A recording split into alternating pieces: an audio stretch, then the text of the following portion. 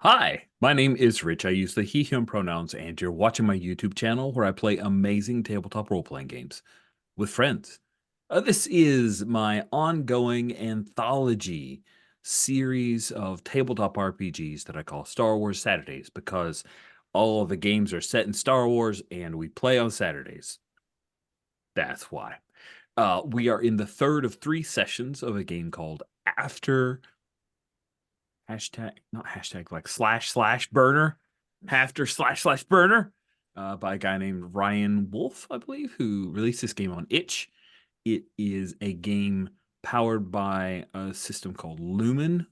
Lumen was originally created with the idea of uh, emulating first person video game shooters, like, say, Call of Duty, Halo, that kind of thing. So there are a lot of, in the core system, video gamey elements such as shoot some dudes, get drops that are power ups, that kind of thing.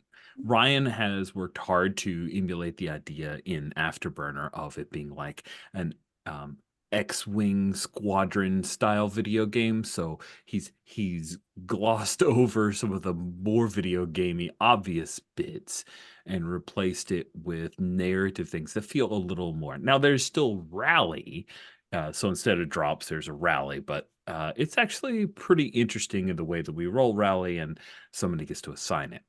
And in saying rally, that reminds me of a thing that I need to let you guys know. I made a call last week, not knowing the answer.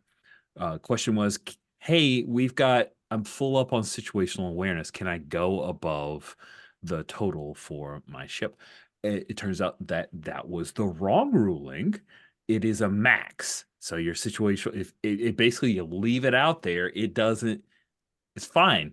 That's fine though, because you're already maxed out as situational awareness. Why would you want more? Stop being such a greedy bastard, Cody. Right? That's really what the rules say, except for the Cody part. Now, with all of that in mind, the characters we're set slightly after Return of the Jedi, but not quite up to that timeline of the whole Mandalorian or the Mandoverse, as some people have called it. Don't love that term. The New Republic has been growing and freeing the galaxy from the clutches of the Empire, but there is an Imperial remnant, and you guys are on a planet called Abathar, which was featured in the Clone Wars way back in the day, Clone Wars animated series on the D Squad episode. It is a sandy planet that happens to have a fuel that can be used for starship travel called Rhydonium. It is highly explosive and was thought to be this planet was dry of Rhydonium. It had been mined all the way through. But New Republic has created a forward base upon which you guys are operating. And you currently are in the middle of a mission where you are the escort for the Mustafar Colossus, as it is called, a large clamshell styled medium class freighter that is loaded down with Rhydonium. Super dangerous. It is flown by Lieutenant Zay, um, Second Lieutenant Zay Versio. She is aboard the Mustafar Colossus, and you guys have headed out off of Abafar. You're in space, and a pair of Gazanti class cruisers, these are TIE fighter carriers, popped out of light speed to try to harry the Mustafar Colossus and blow it out of space or blow it out of the sky, but you can't really because space. Um, at current, we are in mid fight.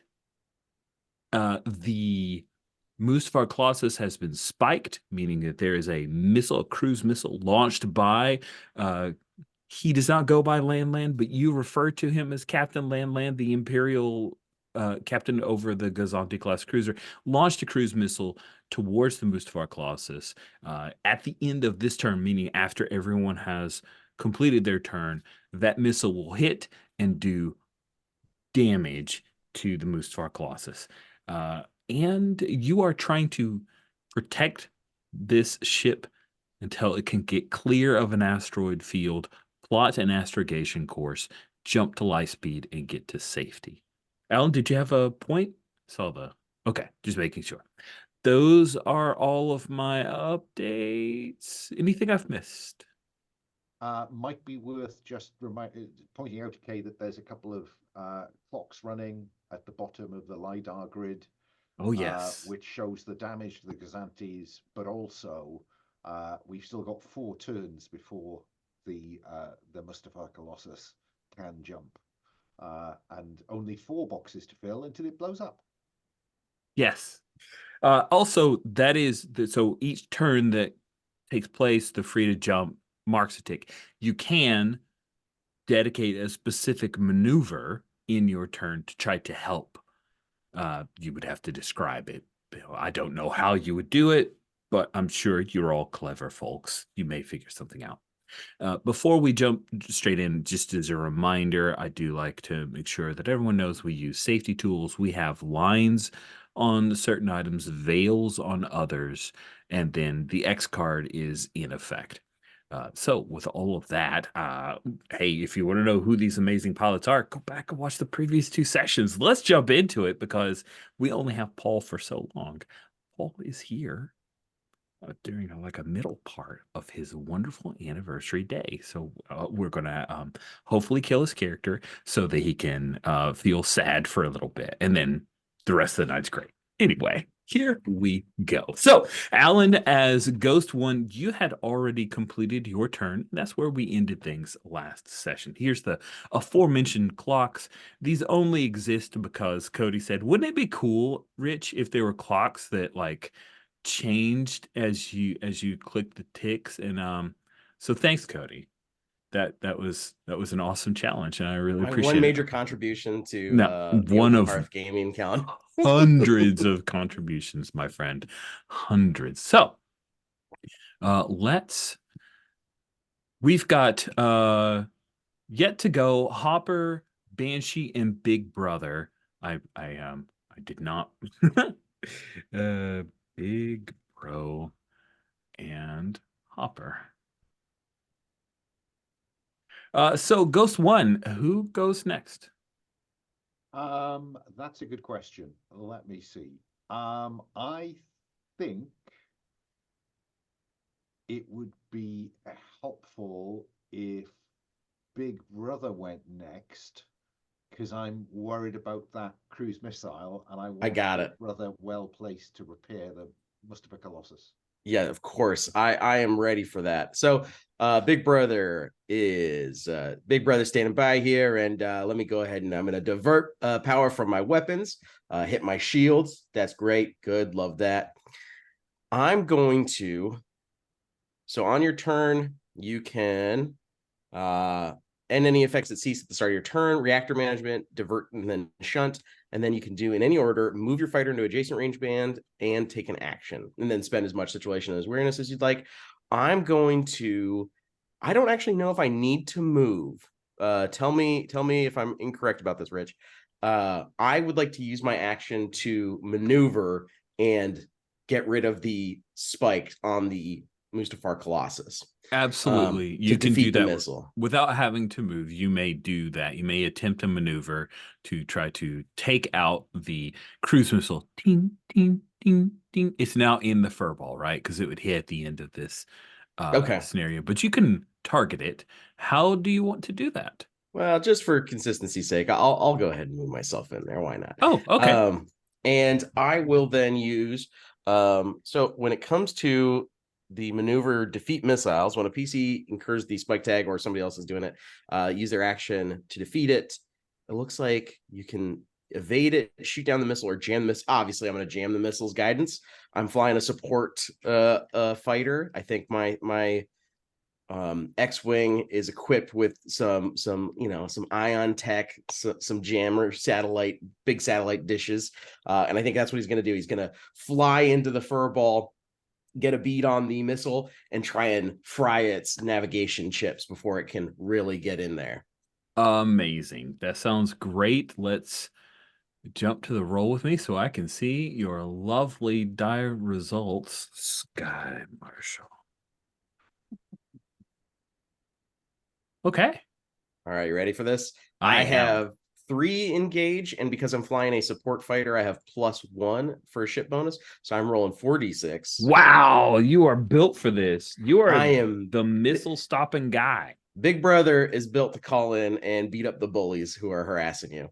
And a 5 will give me that success, I believe. Yes, because this is not this is not Fortune of the Dark, so a 5 and a 6 is a complete success. What does that look like as you take out the missile and the Mustafar Colossus is no longer spiked? I think Big Brother flies in. He lines up the shot on this the shot, quote unquote, on this missile. The chip is fried. It still kind of isn't. It's expecting. It's kind of like timed like a torpedo or something might be. And so I think it just kind of it stops following along the furball or stop falling along the Mustafar Colossus, kind of falls back and then explodes harmlessly away from the ship. Big fireball. It's great. Very great, very great. Cool. Ghost One, who goes next? Is it Hopper or Banshee? I think it's time to get Banshee in the game. Fantastic. The Mustafar Colossus has made several snide comments insulting you, Banshee. I believe you, Kay, were present for at least one of the early ones, but they continued. But the missile that was heading towards the Mustafar Colossus has been destroyed. At current, there are 3 ties in visual range, as well as the Land-Lance Gazanti. What would you like to do? Can I quickly cut in over comms? Banshee, if you Yes. fancy it, I'll wingman you on that Gazanti. You move in, I'll support. We'll take the fire between us. Let's go out in a blaze of glory. Oh man, I think Big Brother is sort of in the space to be a little bit of extra protection. So necessarily Banshee's like, I don't necessarily have to be right up in the booty right here. Yeah, fuck it. Banshee hears opportunity call and is very into it, especially because no missiles need to be broken up anymore. So I think first I'm going to defer. Let's see. Oh, you're going to do some diverting and shunting? Yeah, diverting and shunting. Fun. I'm going to. You're so. I'm sorry. I'm just laughing at my character being really dumb sometimes. For what I think he's gonna do. Oh god, can he? Yeah, he's an ace take risk. Yeah, he's gonna divert shields. To Oh man, diverting shields by weapons. what? So bold. Yeah, to weapons. You won't see reach like it this little warning unless sign. you afterburner. Hmm? You won't reach the Gazanti unless you afterburner. But I can meet you there next turn. Well, because he still has. You only get one range move, so you'd only get to the danger zone. Oh well, good thing I have something that hits through a 1 to 2 range. Oh, do you? Don't Don't forget, you do 3 harm with your primary weapon Yeah. at range 0. The Hmm. decompression torpedo. Oh, nice. Harm 4. Whoa, that's wicked. Yeah. So so I think he's gonna.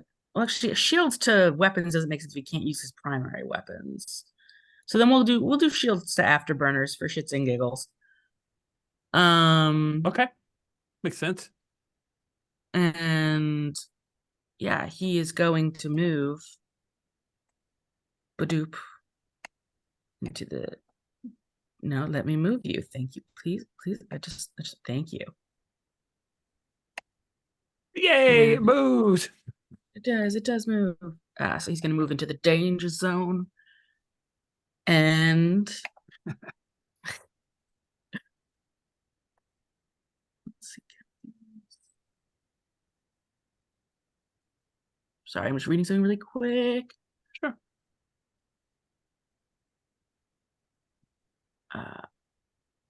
Yeah. So then I'm going to do action. Okay. So I'm going to launch this torpedo at my favorite man, Lan, and I just kind of like go over, into the comms there, and I'm like, Lan, I know you miss me, but this is really an unfortunate time. I'm kind of busy.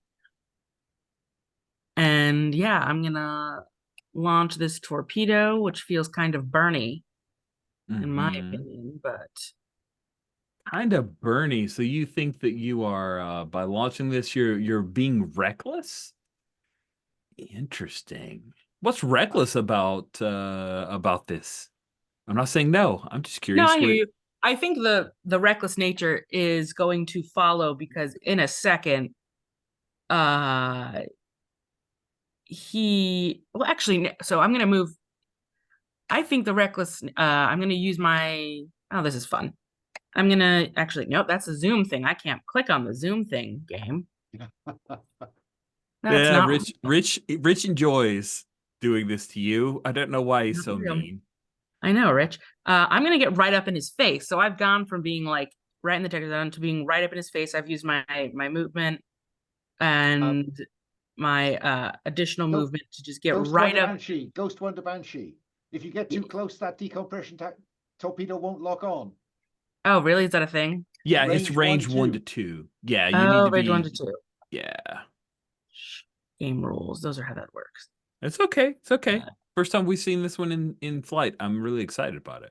Yeah. So I think the risk here essentially is he knows he's bringing all this ire on him, right? He is centering any and all aggravation from Lan. He's calling him out. He's hitting him with higher end torpedoes so that he will stay away from our actual mission objective.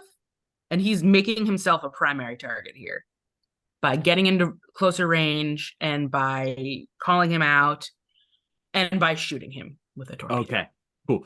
Just to be aware, if you roll a mixed result or a fail on this burn roll, then he's going to be unleashing all of his range 1 weaponry upon you. Cool. All right. Good luck. So your burn is a 4. You are very burny. You're like hot to the touch. Look at that. No trigger, no gauge, all burn. I love it. 4 dice. Oh, little trigger. Little trigger. Little trigger. Little trigger, little gauge. A little bit. Tiniest bit. And then, sorry, real quick, I'm just going to familiarize myself with something really quick to see if I can interrupt something if I need to.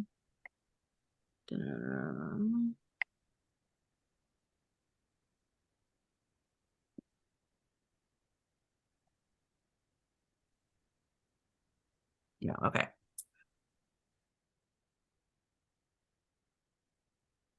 A 6. What? A 6. Complete success. So this is the last... this is considered an attack roll, yeah, right? Yep, it is an attack Plus, roll. this is going to do 5 harm because I'm an interceptor, so this is +1 harm on all attack rolls of 6. That sounds terrible for me, but good for you. So that means that you're doing 5 harm. Why did I pop over here? 5 harm. That will destroy Lan. Well, I mean, maybe he's gonna eject. Maybe he smart stuff. So that takes out Lan. How does that look? What do we see as you I think we get the goading, and it's just like Lan, I'm busy right now. I don't have time for this. Come play another day. And I think we watch as he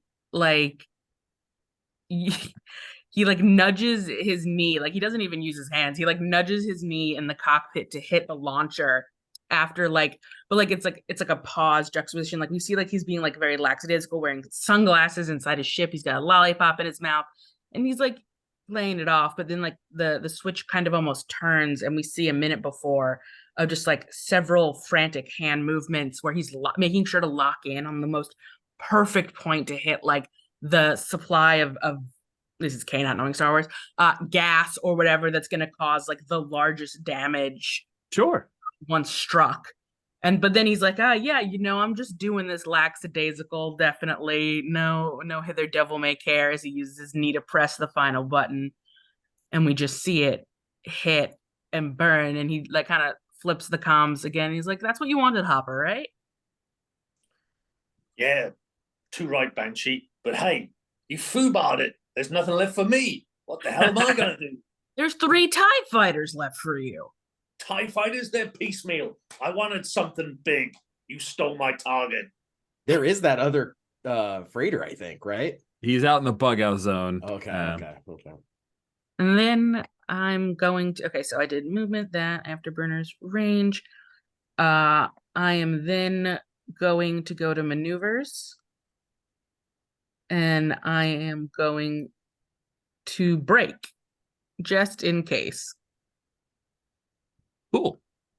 Break. You attempt a maneuver roll to initiate a desperate series of random jerks. We use drifts and dives to avoid incoming fire, reduce all harm by 1 until the start of your next turn before the Sky Marshal. But the Sky Marshal moves you to a random rage band adjacent to yours. I am going to spend an SA to just get a 6 on that because I'm a hot stick. Okay. So nice. me somewhere you want to put me, Rich. 1 band away. Okay, I'm happy to move you 1 band away from where you were in the danger zone.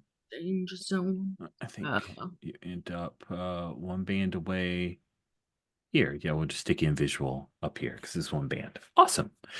Any other essay that you want to spend, or is it Hopper's turn? I feel like I've done everything I can do. I maneuvered, I actioned, I moved again. Oh, well, actually, I have another movement. Okay. I do. Yeah, can I move into this visual? So I'm like in this secondary visual section by the TIE fighter? Sure. Yes.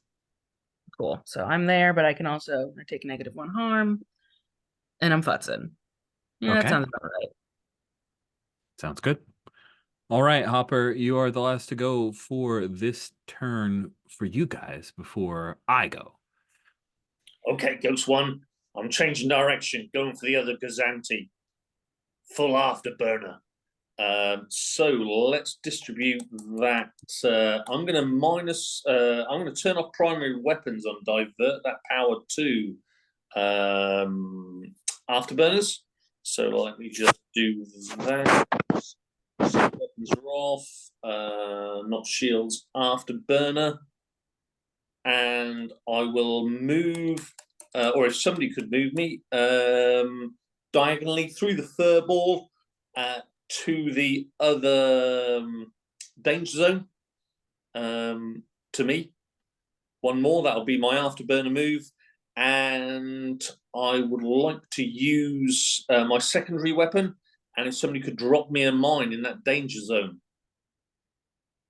Oh, Cody's on it. Cody is all over it. I love it. Wing, beware, beware. There is a mine deployed.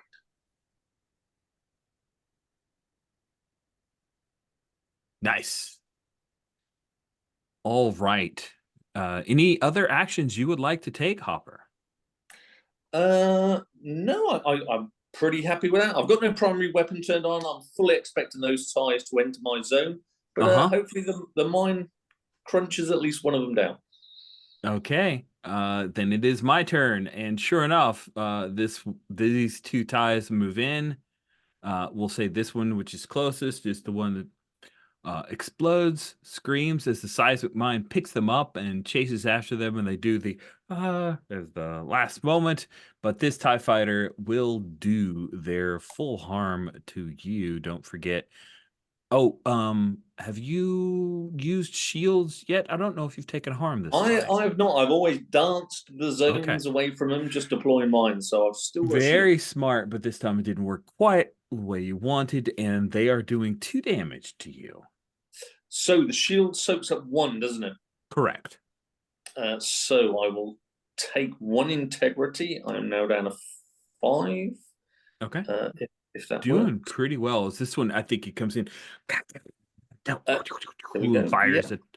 tons of blaster bolts at your X-wing, harrying it. They dial it in just a little bit, and boom, your shields are out. Got to And tie on my 6. Got to tie on my 6.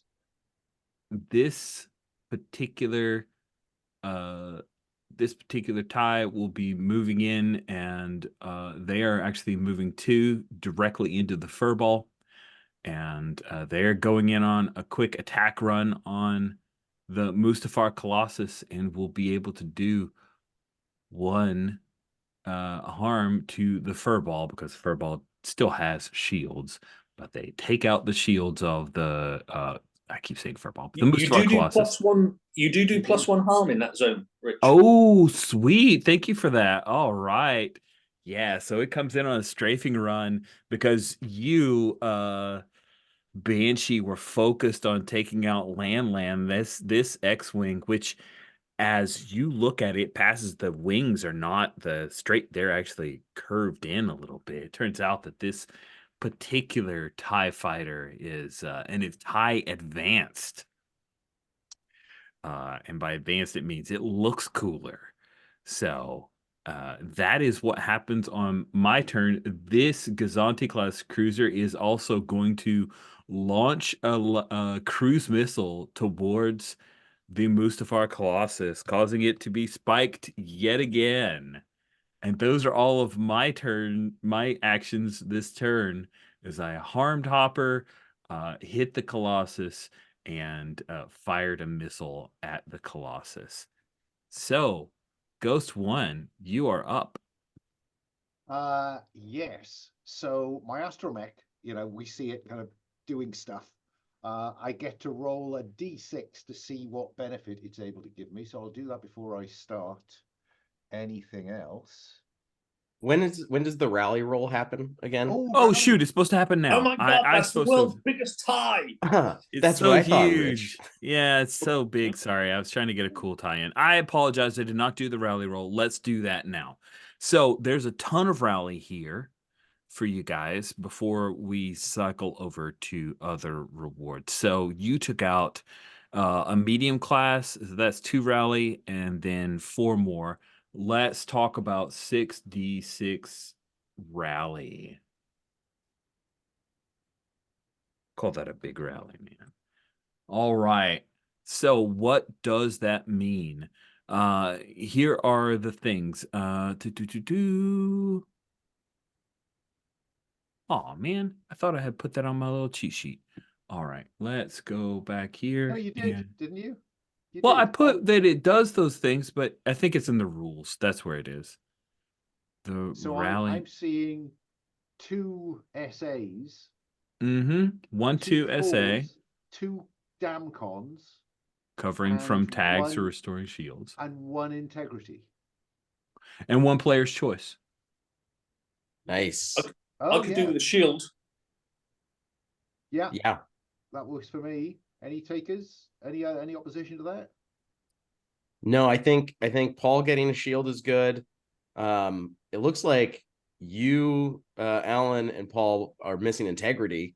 Do we want to do an integrity and player's choice integrity as well to get you guys back up, since it's just 1? Yeah, that works for me. Sounds good. Okay. Integrity going back up. And then I believe Banshee needs some SA, as I'll does take an essay. yeah, as does Ghost 1. You're down on essays as well. All useful stuff in this rally. I love to see it. Thank you for asking for it. Sorry I missed it. I'm glad that we were able to slide that in before Ghost 1 takes an action. So we're now at the next round. You are So my astromech, I rolled a 5 before we went back to rally, so I would like to add 1 to my SA. yes. There it is. And then I would like to. Oh, you got a nice picture of tie advanced. I would like to divert from shields 2 weapons. And I will take a movement from the danger zone into the furball and attack the TIE Advanced. Excellent. I misspoke because I know this is going to be driving Cody crazy. That's a TIE Interceptor. I called it a TIE Advanced, but it is a TIE Interceptor. So I'm just Sometimes doing I this. just let these things go, you know. You're a good man, Charlie Brown, but Yeah. I'm the one that messed up, so I'll fix it. I had a silhouette picture of a TIE Advanced. It looks pretty. Rich, Yeah. don't sweat it. Don't Okay. sweat it. I can't help it. I guess sweat a little bit. Anyway, it's gonna come in. It's gonna be giant, or maybe not. Yeah. So they do have a TIE Advance, but I thought that picture was cooler, so I picked that one and changed it to a TIE Interceptor. Sorry. Anyway, okay. Take your action. I had to do it. Okay. Now I just if I attack, is that the end of my turn, or is there anything else I can do? No, you can move. You can attack, and then you can Fine. spend all the SA that you want. Fine. Okay. So let me attack. Using, I'm thinking probably trigger. That makes the most sense for Yeah. attacking with a trigger. Skill, resilience, and talent. That is what I do. So it would be 1 because of the ship. Because I'm flying a superiority TIE X-wing. That's 2d6. Nice. Let's see what we get. That is a 6 and a 4. 6 and a 4. 6 is a full success. So you deal your damage to a TIE. What is your damage with that particular attack? It is a 2 plus the 1 for my shunt. 3. And you're in the furball. Yeah, so Yes. it's 4. 4. Oh, God, that sucks because that's more than this guy can handle. Oh, man. He just comes in and, yeah, we got to move all these guys down. This is the new, oops. This is the new rally. I can get rid of that rally. There we go. And move that down. And man, he took out my TIE Interceptor. What a brilliant play. Nice move. Then I think Mm-hmm. I can use switch range bands with an ally who's an adjacent band. Deliver your primary weapon onto a bandit. Yes, I will use Stellar Slip. I will spend an SA, to do Stellar Slip with Hopper, which allows us to exchange range bands and for me to deliver primary weapon damage to a bandit. Nice. So that zooms me to there and Hopper to there. And my normal, oh no, that's still going to be 3. That's awesome. Okay, so you swapped out, and now Hopper is near the Mustafar Colossus as well as Big Bro. Banshee's way out here, and we've got 1 TIE left. Anything else, Alan, for Ghost We also One? have the big guy, right? He hasn't left yet. Oh, yes, yes, you still have. Yeah, my Stellar Slip actually delivers my harm to that TIE. Oh, on a snap! Okay, that's the 3 that you're talking That's about. the That 3 I'm talking that about. will take that TIE out. And I will splash my 7th bandit. Oh man, you're so good at splashing. Ghost One, so good. Who goes next, Ghost One? You're muted, Alan. There we go. I think it's time to let Banshee take a run at that second. Can we go out to bug out? What does that do? Bug out is near exit, so it's a special range band. It's for ships that are attempting to flee the sortie. So either it antes up and goes to visual, or it's on its way out. yeah, actually, I probably should have had it move into visual because when it fired. So I'll just say it's in visual because otherwise it would have to be exiting combat at the start of the last turn. So it's 2 range bands away from you, or 1 Okay. from you. Banshee, work your magic on that Gazanti. Sir, yes, sir. Said in the most sarcastic way possible.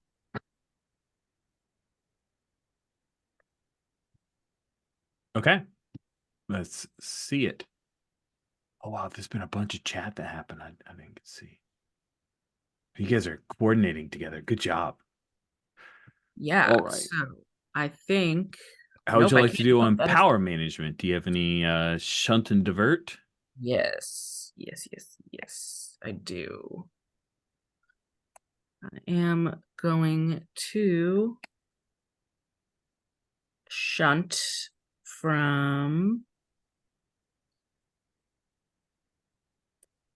Yeah, there's nothing else to cover. Yeah, I'm gonna shunt from weapons to afterburners.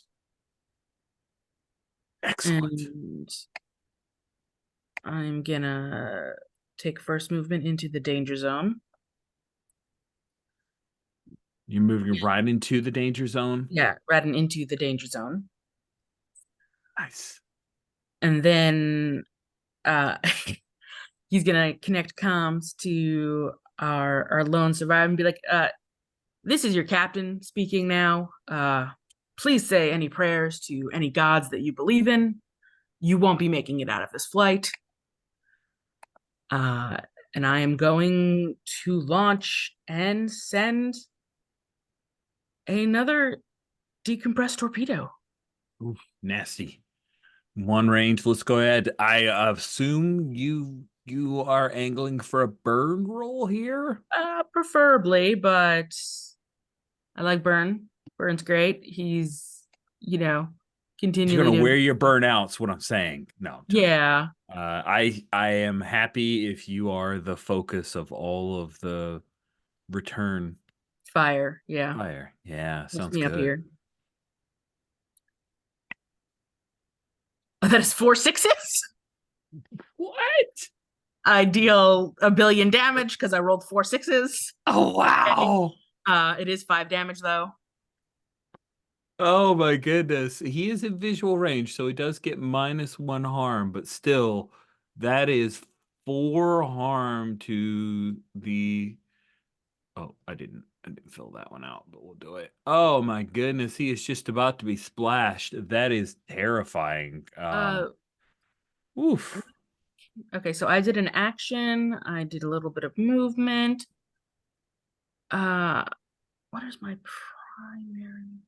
How do you find out what your primary weapon does? Like how much Oh, damage? it's in the ship selection. So you have the interceptor.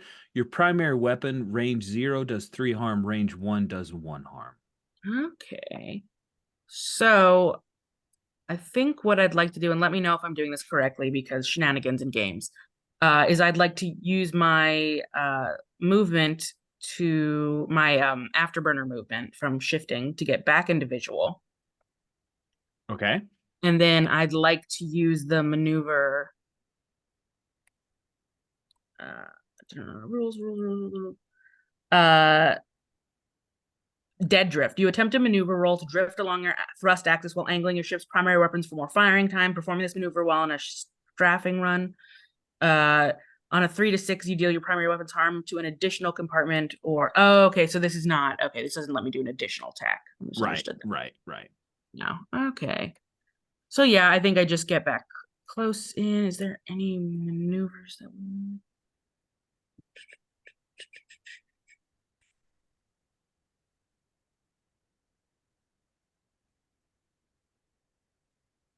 You know what? I'll do a silent running and I'll spend an SA to get a 6 on a maneuver.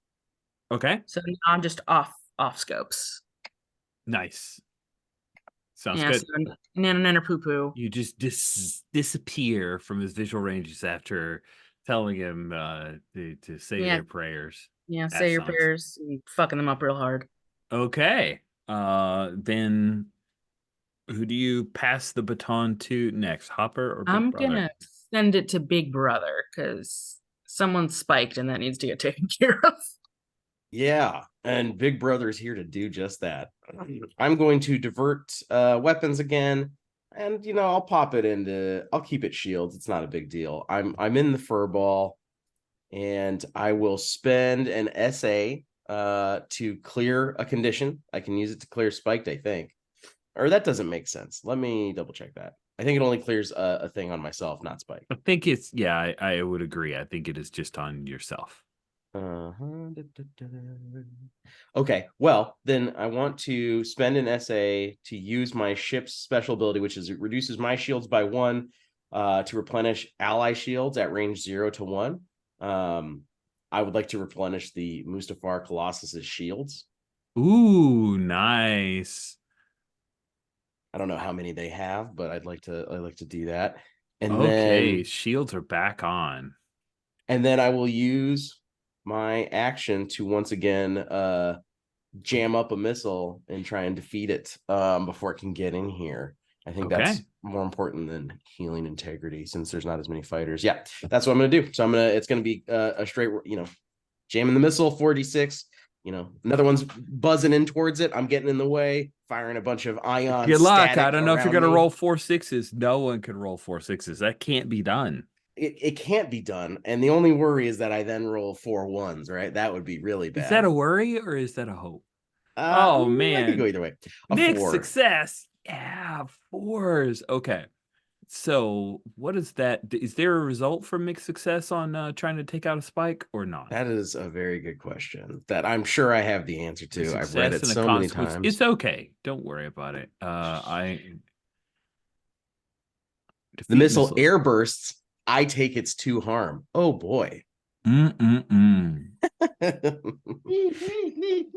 It's harm -2. Okay. So how much harm were those missiles doing typically? They were doing 3 because it wore out Mustafar Colossus's shields and then did 2 damage to, or no, you're in so it did 2, but you're in furball, so it's an extra, meaning it is 3, but you take -2, so you only take 1. All right.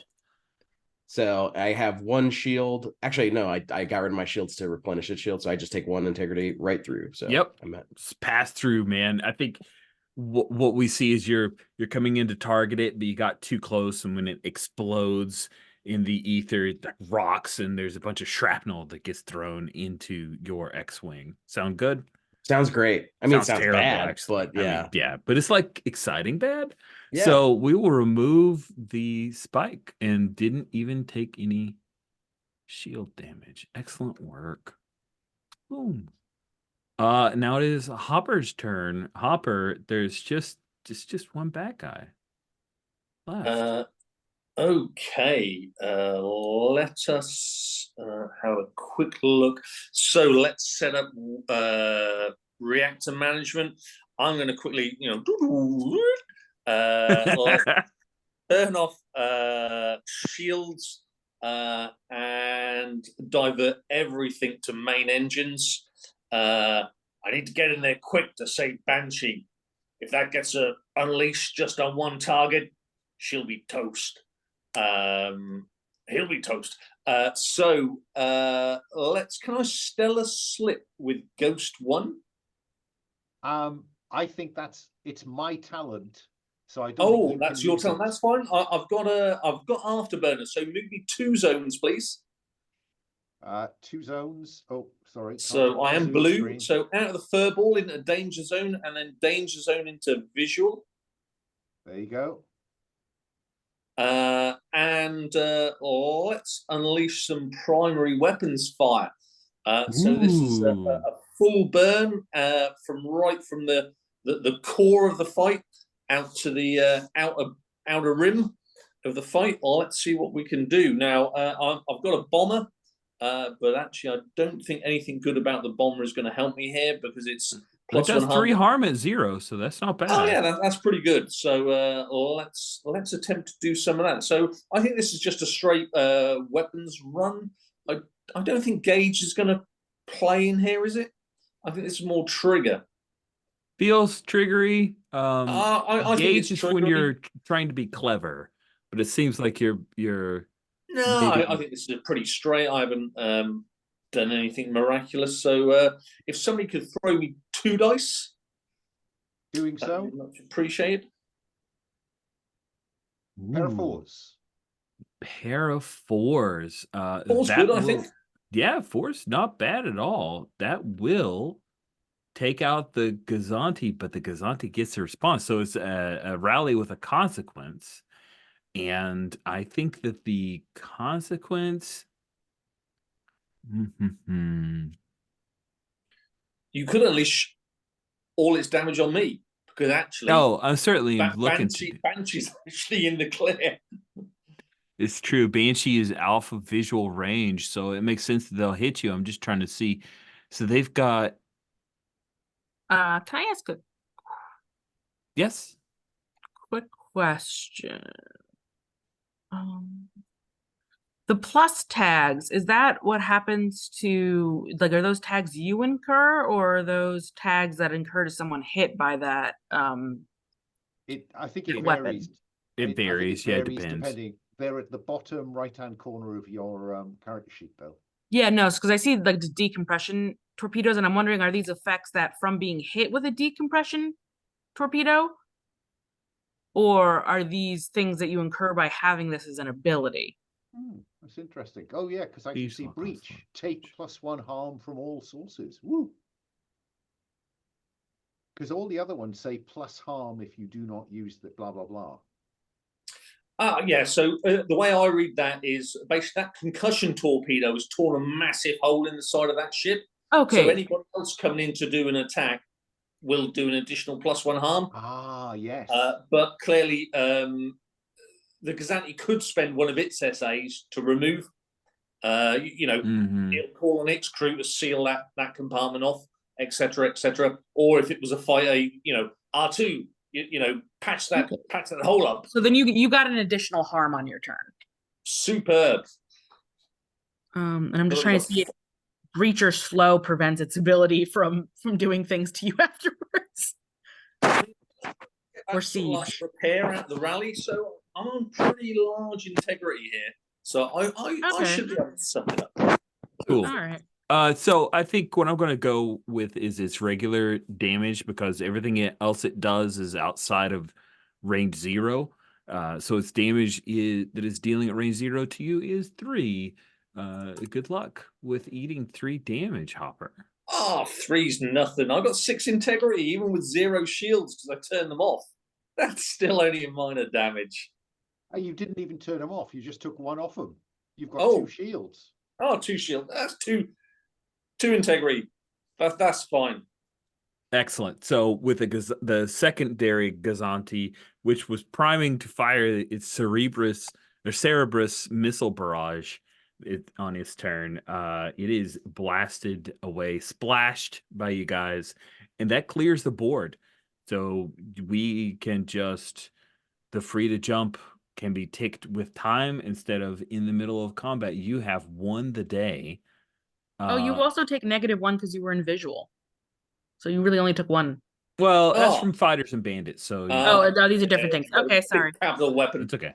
What do you mean that's not a fighter or a bandit? It's a Gazanti. It's like a medium class thing. Fighters are you guys. Bandits are the little TIE fighters. So, that means you guys have won the day. And the Mustafar Colossus, you hear from Second Lieutenant, hey, I'm clear. I'm plugging in. Coordinates now. Thank you, Ghost One. Thank you, Ghost Squadron. Always good to have your ass. Okay, Ghost Squadron, back to base. Drinks are on me. Boom. And that's the end of that combat. That sortie was won by you guys. Good job. Wow, that was these Gazantis are not quite as tough as one might hope, but that's okay. Cool. Nice entendre there, Banshee. Like it. Oh yeah. Nice entendre there. Oh yeah, no, it's what I do. He just like got a lollipop in his mouth. Just chilling. Sunglasses on, middle of a building in space where it's dark. All right. That brings the sortie to a close. We will be moving to R&R. But we've been at this for an hour. I'd like to take a brief break, so we're going to do that. All right, we are back, and you guys have successfully completed a sortie, a combat sortie. So now after the mission, your pilots live your daily lives, chasing the dragon of your adrenaline addiction in other forms, such as competition, companionship, and general disruption of the orderly lives of military personnel. You guys, what we're moving into is the R&R phase. There will be 2 scenes. Each character will have an opportunity to participate in one or both of the scenes. We will now take a look at a few things. First, we have already had stars and directors. So the 2 folks who have not been a director are Kay and oh gosh, and Cody have not been directors. The folks who have not been stars is Hopper has not been a star, as well as Banshee and Hopper have not been stars. So to keep that in mind, let's start with the thing that was my wish. Let's grant my wish. Ha ha ha. I'm a terrible mean GM who makes you grant my wishes. Let's talk about triggers for our stars. And then we'll figure out who's the director, and you can choose the first scene. So for our potential stars, we start with Hopper. Hopper, tell us about your archetype EXP triggers. Oh, it still hurts to say EXP, but I did it. Okay, my EXP triggers. That sounds like some sort of like mental combat-y thing. EXP is I need to overcome overwhelming odds with flair and style. Dun dun dun. When you engage in a romantic entanglement, which will result in trouble. When you call personal attention to yourself over others. When you execute a magnificent and unmissable display. Dun dun dun. And when you're the fastest and everybody knows it. I think that's mine. Yeah, I think you're reading someone I'm reading else's. somebody else's. Yeah, I am actually. I was looking at everyone. I'm like, mine. Yeah, none of these words No, line up with it's the fine. words I'm Everything's seeing. fine. now, Kay, you read Paul's, and we. No, I read Paul's. Yeah, so for Paul, if Paul wants to hit some archetype XP triggers, they need to mention a lower ranking soldier. They need to, oh wait, no, hold on. Sorry. Nope. I need to go one further. Nope. Yeah. I'm lying. Okay, for Hopper. So for Hopper to do anything, Hopper needs to pick a fight you probably shouldn't win, steal attention of another's lover away, expose a personal vulnerability to another, act in direct opposition to authority, and when you are the meanest SOB and everyone knows it. Okay, that is great. We eventually got there. So of our 2 potential directors, who wants to pick the first scene? That is, Kay, you can pick the first scene, or Cody, you can pick the first scene. 2 of you, talk it out or fight it out or roll dice. I don't care. Go. I'll go. Cody, you want to go? Okay, go, Cody. I got it. Here's the scene. Summer vacay. This place sucks, and you need to do something to create a little mirth around here. What outdoor sunny activity does the star? And you know who that star is. That star is Banshee. Okay, yes. Cody gets me. Cody knows what I want to play. Yeah, I understand what's going on here. Who comes to join them? Who scoffs at this playful diversion? Who makes a personal connection with the star and thanks them for making this happen? What danger rears its ugly head to remind you this planet is not welcoming? So the director, okay, I've done that. I've chosen the scene. So like the star. So obviously everybody else is involved, right? I think Hopper is around, and Ghost One is always hovering, of course, always kind of keeping an eye on his crew. So yeah, I think we start with Banshee. You are either in the mess hall or in the barracks, and it's like the air is stagnant. You haven't felt movement in hours. Nobody said a word in days, it seems. And you're cracking the last of your suckers, your last piece of your candy when it's time for summer vacay. So what happens?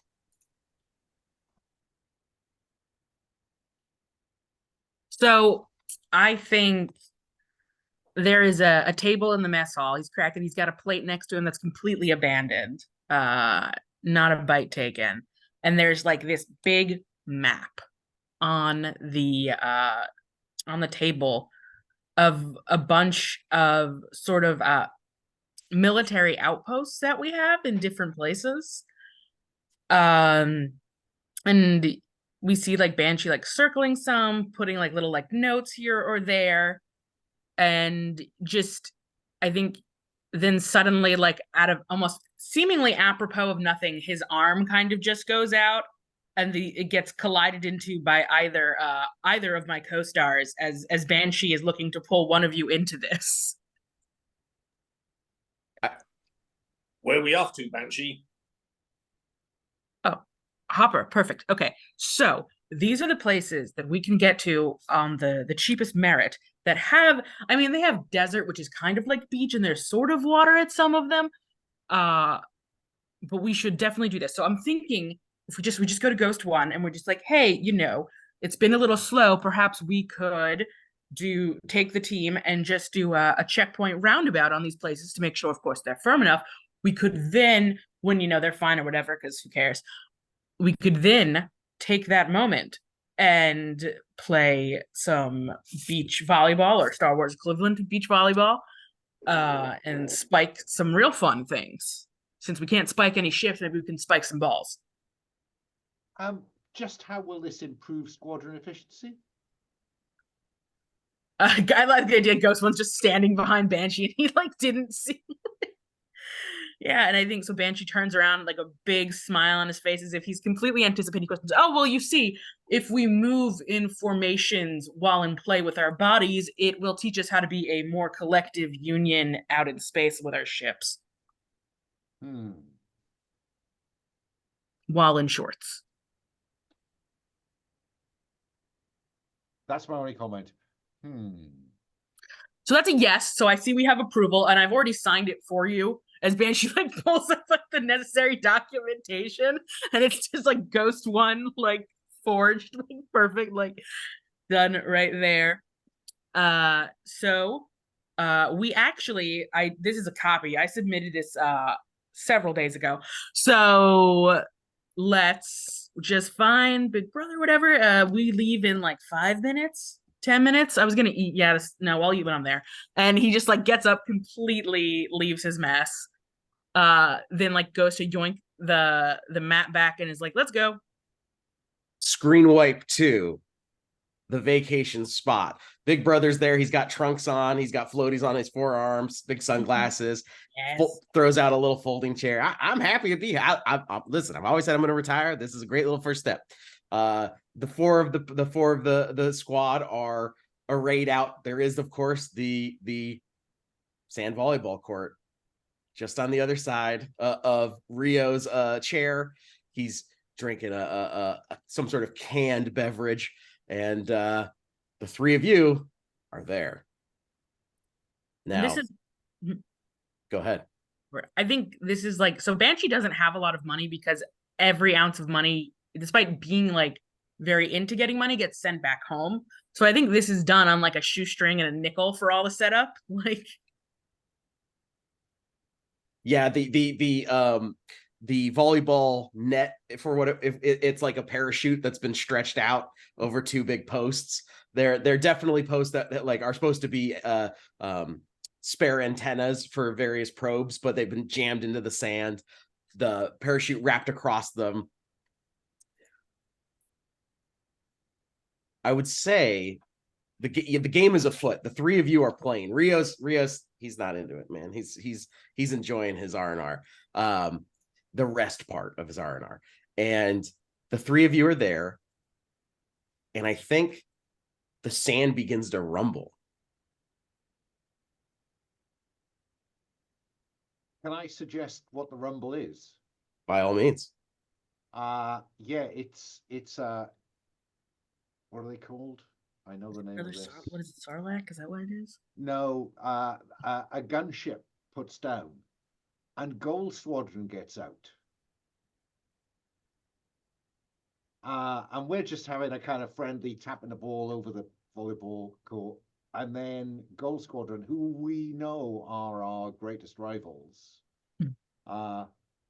appear. Yeah, absolutely.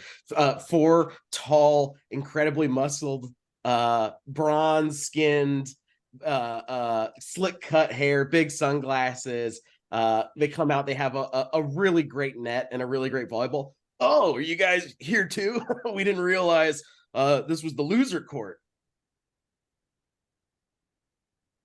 No, this is the winner court. You're looking for the loser court that's about several steps away. He does the pops his sunglasses down and looks over him at you, Banshee. We'll see about that. I could think of other There's- things you could spend your time looking at. What? Yeah, not Yes. much up there, is there? Ghost Squadron, fall in. Banshee like walks backwards to Ghost One, so his eyes are still locked on the Gold Squad. Okay, I think at that point I'm gonna pick up Gold Squadron's ball, face their biggest guy, sunglasses to sunglasses. I'm gonna say, "We got the ball. You guys haven't got the ball." And at that stage, I'm gonna punt it massively. I'll turn around and say, "First one to the ball gets the rink." Now, Oh, Banshee's moving. Banshee's moving so fast. if we have a run for the ball, I don't know who wants to take control of Gold Squadron, but we could have some role to reserve. I'll roll for resolve. Gold Squadron, of That's course. directed. Yeah, this is great. Okay. Yeah, so both squads break out into a sprint to get to the ball. I'll roll for just Gold Squadron. One roll for me, and then I guess you guys each roll. Whoever's rolling on Ghost roll. Sky Marshal, what stat is it to chase a ball down? This is definitely a force of will rushing in. What stat is it to chase a ball down? I think, how are you doing it? Like, are you trying to do it like you're a total badass? Are you being reckless and you're willing to take harm if somebody tries to shove you down? Or are you being clever and picking your spot? You can tell me which stat seems most appropriate. Well, I think personally I'm going to stand at the back and then sort of like pick people off from behind, a quick tap of the foot, trip them over. So whatever stat That that seems is. clever. That seems clever to me. Yeah, that's Gage. Yes, Gage, sorry. Gold. Banshee? I think Gold Squadron has been burned by this taunt, so they're all burned. I'll roll. I figure like base stats is 2-2-2, so they'll roll 2 burn. We'll call it that. And to the star, what does the star want to do? Yeah, no, this is absolutely an act of courage and heroism as Banshee just darts forward through sheer force of will, like willing to just like knock through like the larger, more bulkier Gold Squad. Just to get through, the horns are pitched forward, he's going.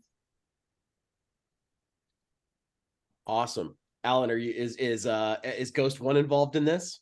In this race, absolutely not. I'm shouting instructions. Perfect. Hopper, bandit at 6 o'clock. Banshee, get 2 in your sights. I think you're doing that, Ghost One, and you have the chance to look over your shoulder and you see that their commander is also hanging back. He's of a similar stature and rank as you, but 30 years younger. I mean, it's honestly rude how fast he's risen in the ranks. Cool. So I guess Banshee, Hopper, and me, let's roll our chase the ball dice. I got a 4 for my highest roll. So Gold Squadron's not doing too hot.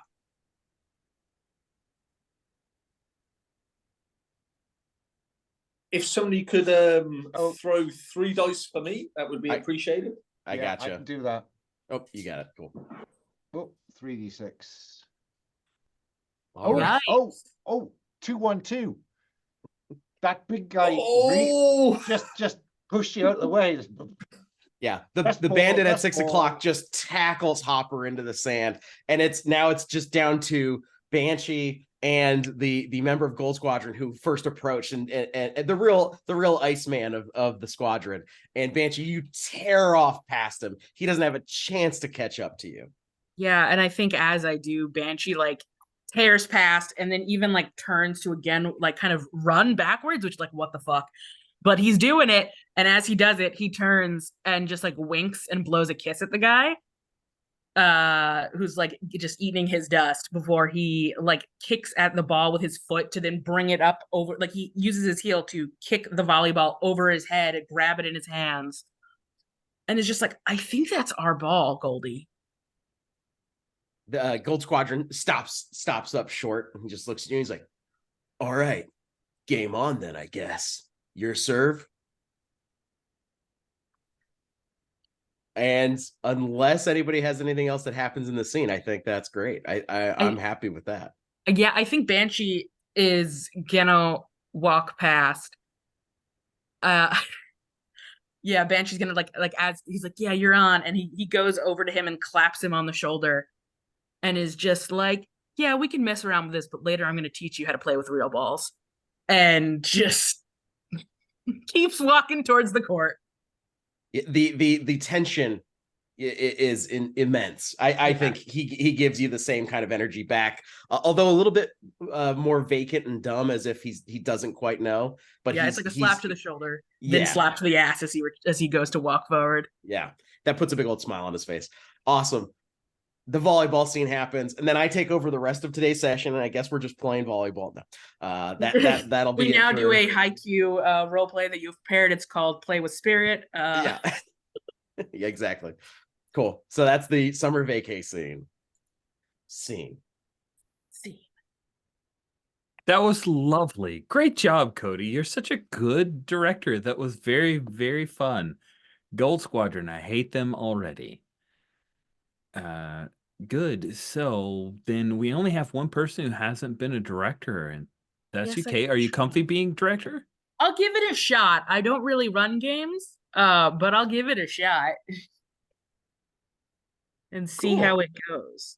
You set it up, we'll run with it. Just reading what we haven't done yet real quick. Let's see. The star for this scene would be Hopper. It's gonna be Hopper, yeah. You guys remember last session where Paul was reading R&R scenes that weren't available to all of us? Like he was the cheating. best. It was just he's just like, you know what? I have access to the full book, and you guys don't know this knowledge. It's insane.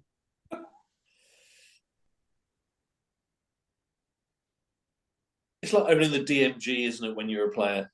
Yeah. Actually, the monster shouldn't have that many hit dice. Hey, how do you know anything about these monsters? Okay.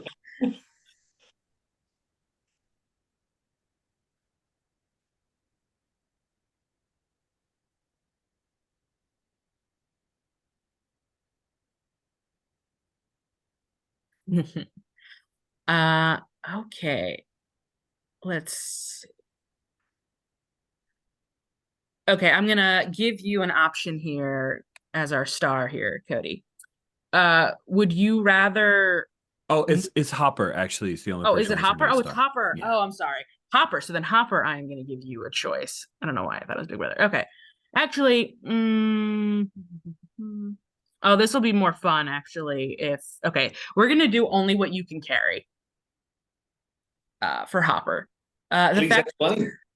yes. The fact that a scouting force got to low word is a sure sign that the enemy has located your base and is coming in force. The order has come down to begin an evacuation. What does Hopper begin packing for escape, prioritizing as the most important? Who comes to them with a request to use their officer's privilege to smuggle something out in the evacuation? What do you want? What do they want smuggled? What will be left behind that is of value? Who must be left behind in order for the others to escape it? That's really cool. Just to like tie that into your last mission. Yeah, I think that what's happened is there is a pair of mobile weapons platforms, and a pair of ATM6s that have been deployed on planet and are coming towards the Abafar base. And you guys are going to have to deal with that. Yeah, I like that. So that's the context. And I'm curious, Hopper, what's the answer? What do you do? Okay, well, we can. I definitely think the person that's going to come in and ruin Hopper's day on this would be Ghost One, the officer. And I think I'd like to. I think Big Brother could assist here. So I think the scene you see actually is so the alarms are going off. Shouldn't I be star director? Oh, No, yeah. you're director. One second. I'm going to tell you some Yeah. stuff. Okay. So I think what we're gonna have here is actually I'm gonna make some choices here about your NPCs, kind of, sort of here, Rich. I'm also going to ask a question because I'm a silly person who doesn't know anything about the military. What is CPL like? What does CPL stand Corporal. for? Corporal. Okay. So I think the person that has come to you is Corporal Jafan Lego, who is our medic on the station who runs science experiments on the side. And so Jafan has come up to you and has begged for your assistance. And, you know, I have patched you up several times over here and there as you've risked deadly hunting mission. Things getting, I just need you to just take my friend for a little bit. And they hand you a little sort of satchel that like squirms a bit. And inside is something very fluffy and befanged. I don't know things in Star Wars, but it's something that's definitely illegal and super cute and that you shouldn't have. But you also know it's an off-tint color. Like, this is not the color of this creature. Why is it like this icy blue and feel a little colder to the touch? This is not the area where this creature spawns from. And he sort of doesn't give you a choice before he's like, I'm entrusting this. It's very important to me with your life, Hopper. And rushes off to go deal with making sure that patients are evacuated, of course, because that's, you know, what he needs to worry about as a medic. And Hopper, you are left. Oh, his name is Mr. Snuggles. And you are left with a bag of a very floofy, very cold Mr. Snuggles. And wondering what to do as you see, Big Brother and Ghost One coming over to kind of make sure that your tasks are done, and you've done what you've done by Ghost One, or help you on Big Brother's case. Let's start the scene. You packed, Hopper? No, my ancient weapons collection. I am. I'm going to need some assistance there. I got too much stuff, Ghost One. I've got this extra stuff to take as well. When the word came down, Hopper, which bit of only what you can carry did you not understand? Well, I did have it ready, Ghost One, but this stuff is expensive. I've taken years to accumulate. This is like pre-Jedi stuff.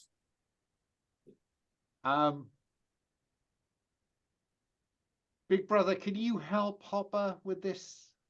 Yeah, I mean, you know, I got all my own stuff. You know, I have my own collections of postcards and tiki cups from the various bases. But, you know, I got 4 arms, so I guess I can carry more. Exactly. Huh? What I'm hoping is you can lend him an arm. You know what, Hopper? For you, I'll lend you 2. All right, here, let's go ahead and what do you need me to get? Hey, if you could carry this, and I'll sort of get this box, and I'll just about open the lid and say, take a look inside. I think this is from Hoth, man. This shouldn't be here. All right, well, you shouldn't have it then. Let me.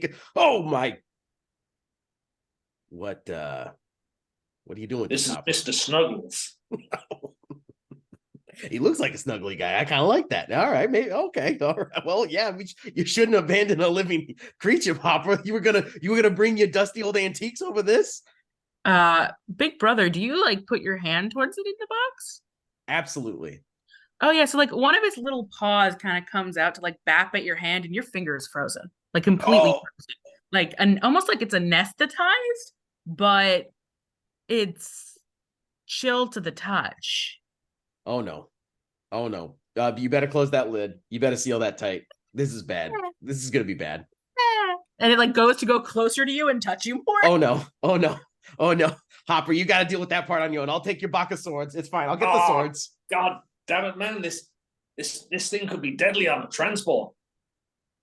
It just looks at you with like the biggest, widest eyes, like it's got like no like Puss in Boots in like the Shrek movies when he does like the little like it's just That shit ain't gonna work on. That shit ain't gonna work on me, Snuggles. its eyes suddenly narrow. Whoever you are, you're evil incarnate. That's what you are, Snuggles. Ain't gonna work on me. Minus Ain't gonna 5 work on minutes Ghost until Squadron. evacuation. Please get together your activities. T minus 5 minutes.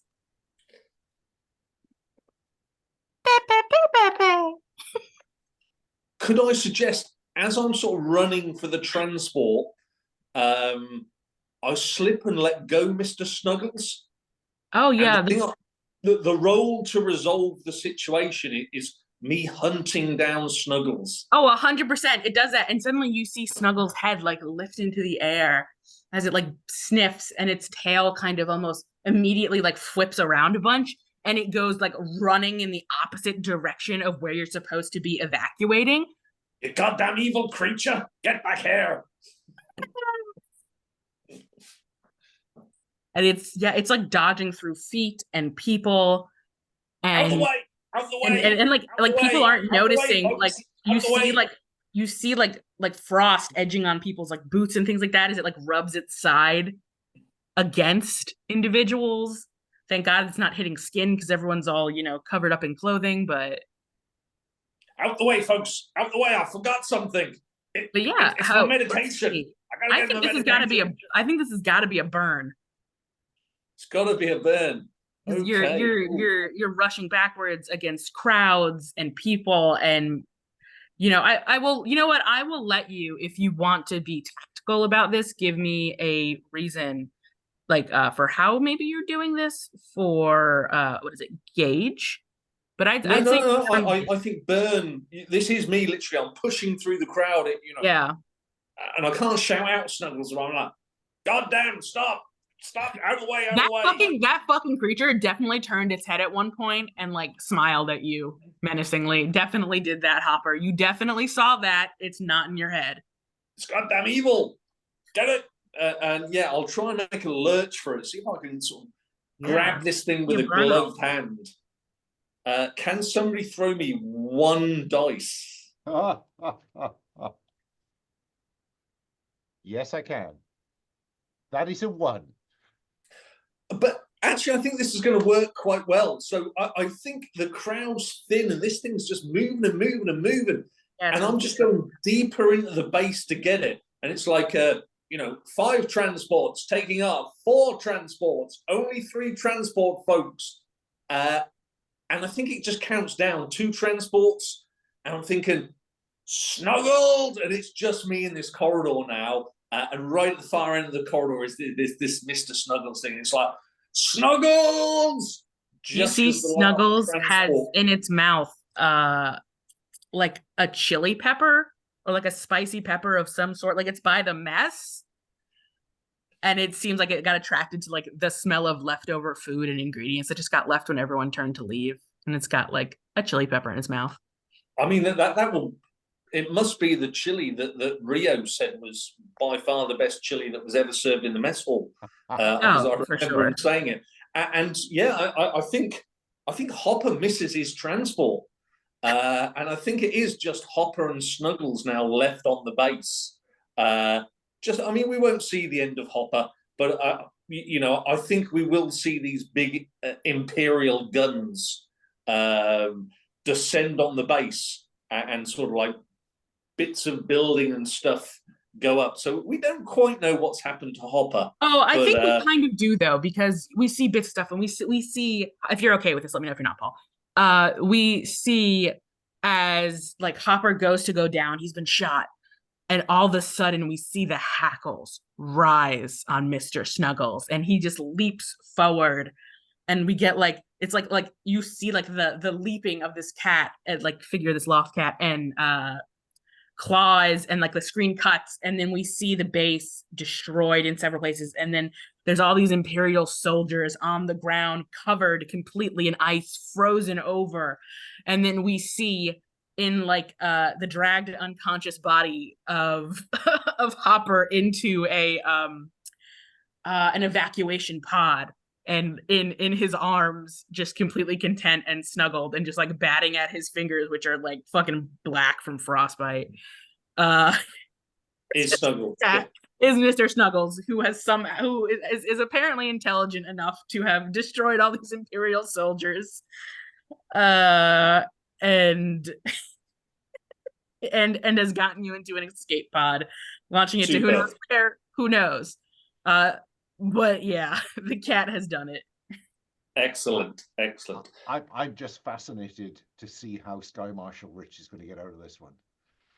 Well, I've got to bow out soon anyway, so That's this true. may be an appropriate time on that roll of a 1. That was the delayed. Yeah.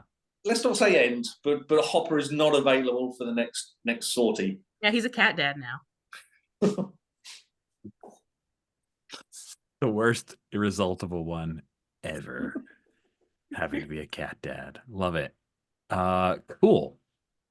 Yeah, so we will roll from that straight into the combat sortie.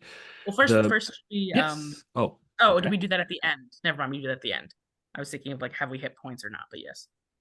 Oh, yeah. Do we want to do that now? Because at the end of this game, it's the end of the series. Do we want to talk about XP to see if there's any stuff you guys want to advances? Because I think I'd said I was going to give you guys an advance at the beginning of the session anyway. Oops.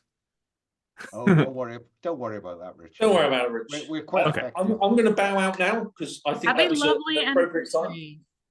Fun stuff. Awesome game, Rich. Awesome game. Everybody, Kai, Cody, and Alan. I really enjoyed myself. What a great game. Love playing great with game, you. Rich. Really Thanks. good. Thanks Great playing, again. Paul. See you around, folks. Bye. Snuggles. Snuggles. Mr. Snuggles, put some authority in your mouth. Oh man, I have to change the MC, the NPC, Mr. Snuggles. I hope that was okay. I've never really emceed. That was great. that That was was great. very different, and it was a nice. It felt Star Warsy, like running around a base as For an it's alien being creature. evacuated for a weird alien, a cute but also not super nice alien creature. Yep. That, Yeah, these that loft worked. casts are cute. I would get in trouble for one of these. They're pretty cute. Cool. So we'll roll from that into all non-essential personnel are in the process of evacuating the Abafar base. There are a number of people that have drawn a trench line. There are turrets that are set up in the sand that are firing out into the distance, and you see because I know some have know these things, but not everybody. So let me show the cool pic. Oh, that's right, because I didn't I inserted the pic, so let me upload it real quick. But there are a pair of gigantic walkers, and they are ATM5s. We'll say that, the M6s, which are in the Last Jedi, are even more advanced. I don't know how.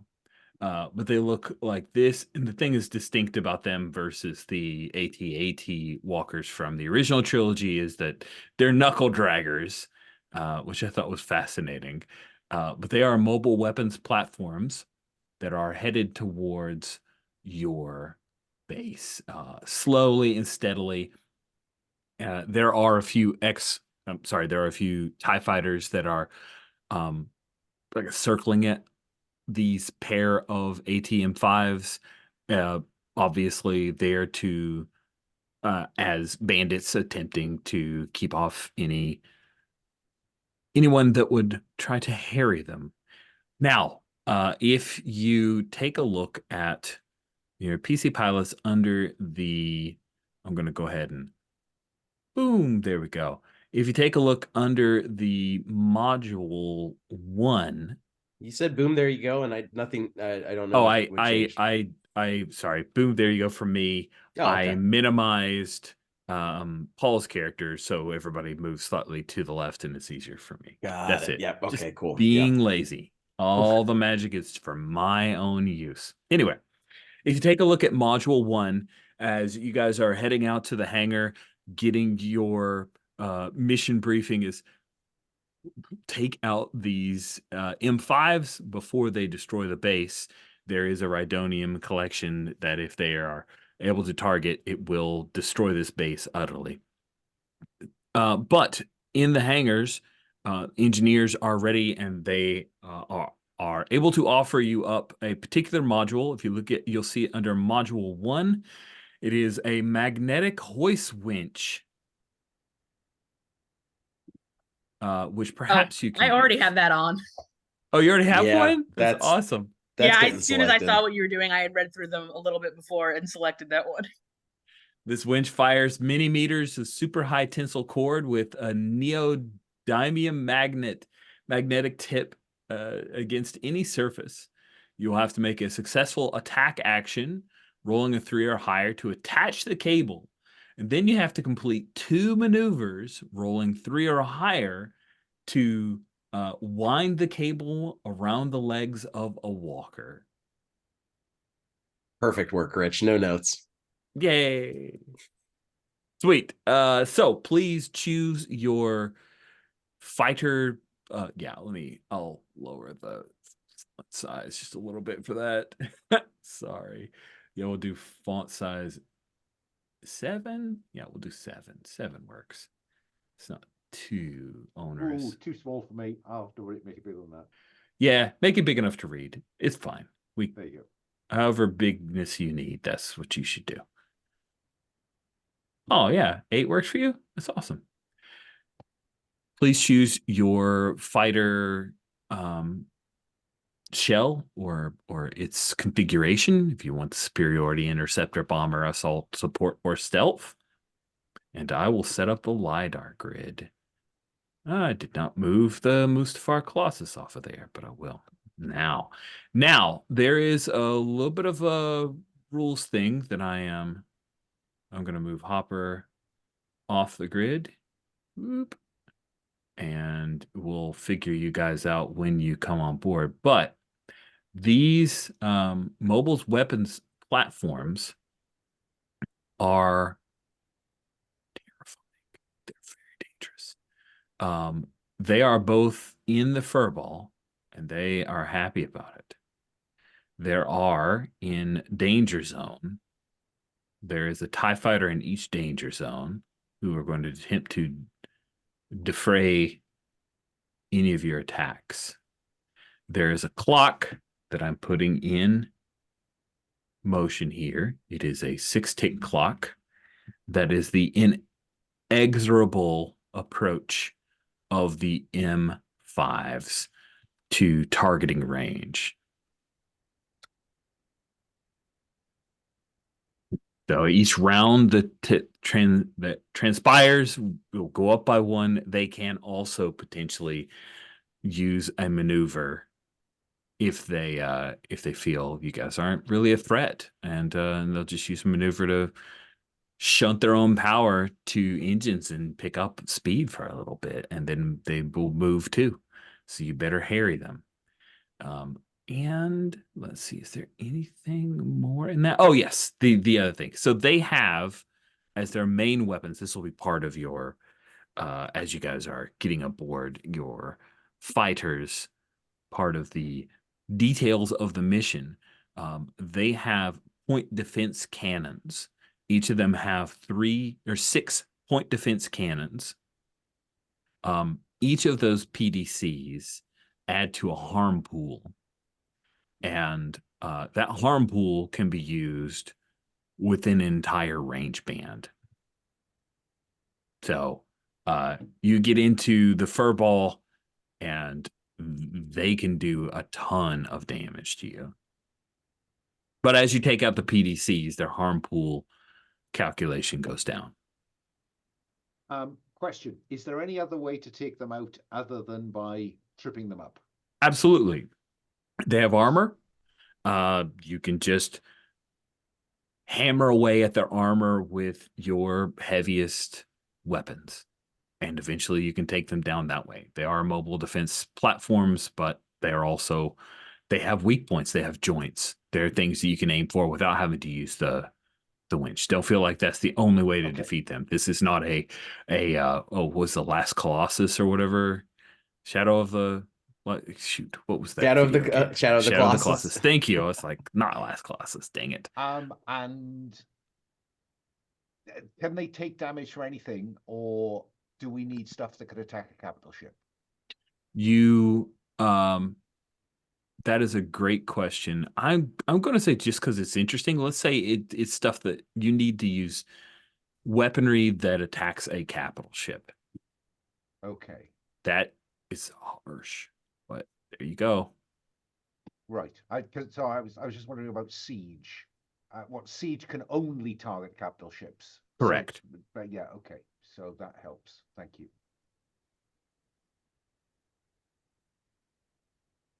Nice. Okay. So that is okay. Well, with that in mind, I'd like to swap out of my usual superiority fighter into an assault. That's a smart call. And then of the assault, which are you choosing? The primary weapon plus siege, or shields only deplete on a roll of 1 to 2? Shields only deplete on a roll of 1 or 2. Okay.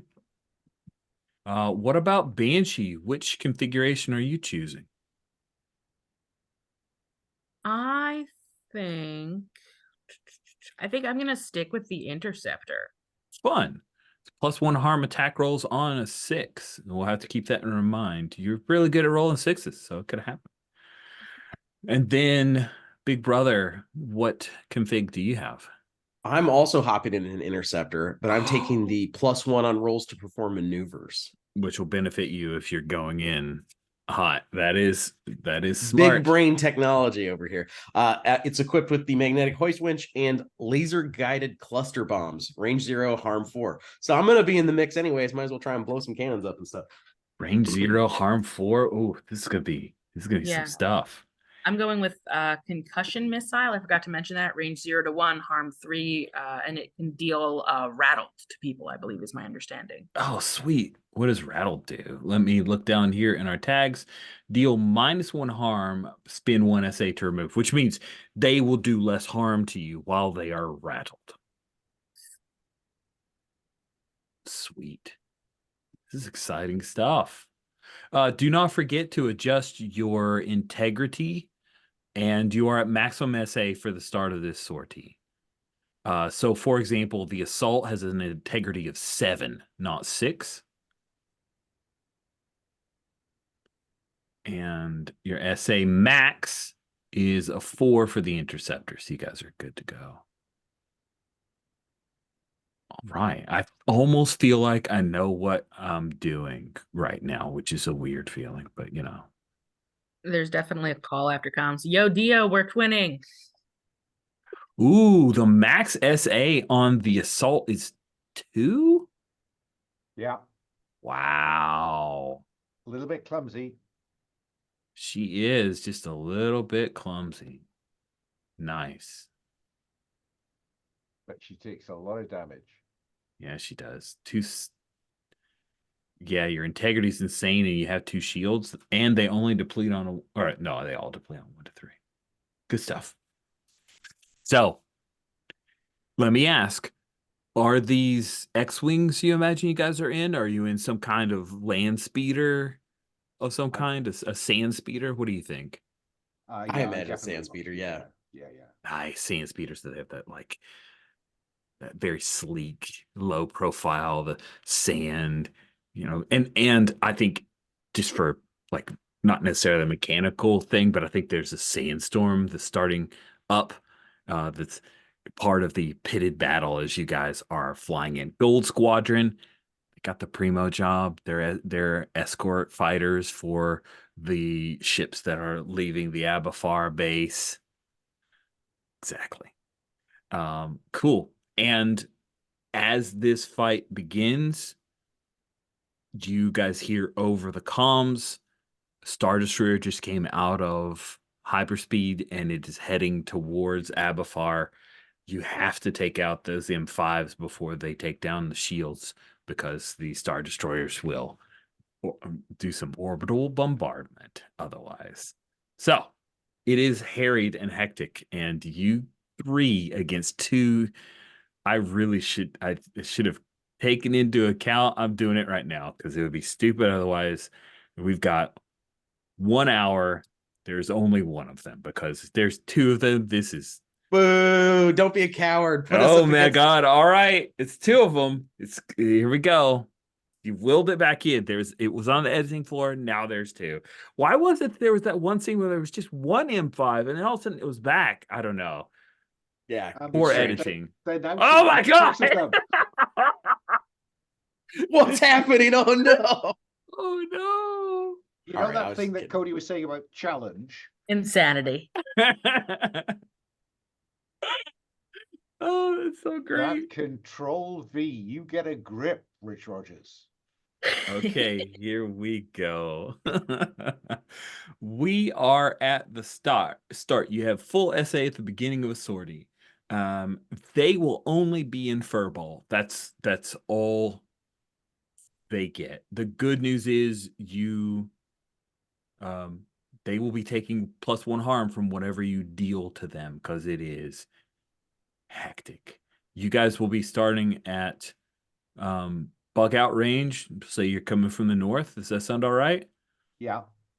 I'll It would be move good if everybody we up were in there. the same to start with, because then I can use break to give everyone an extra kind of. You're all in the same zone. You guys are flying hot over the sand, right? Kicking up the sand. The 3 of you looking awesome.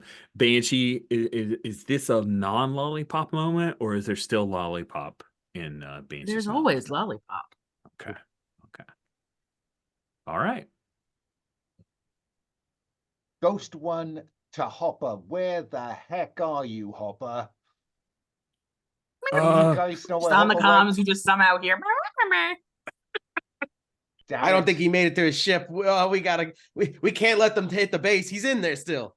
Yeah, exactly. Okay. This one's for Hopper, guys. Break. I will spend an SA to use break formation. Spend 1 SA at range 0. Any ally, grant 1 ally at range 0 the opportunity to move to an adjacent range band immediately without requiring a roll. And I'm not doing any diverting or shunting at this point. Okay. Yeah. So break formation to an adjacent range band immediately. Okay, who wants to be closer? Oh, hi. My name is Banshee. Okay. So that's Banshee. And then I'm going to spend a second SA to do the same thing for. You mean your French Big second and Brother. last essay? Yeah. Yikes. You got no awareness essay. Sorry. It's dumb. And then I will move to stay with them. Nice.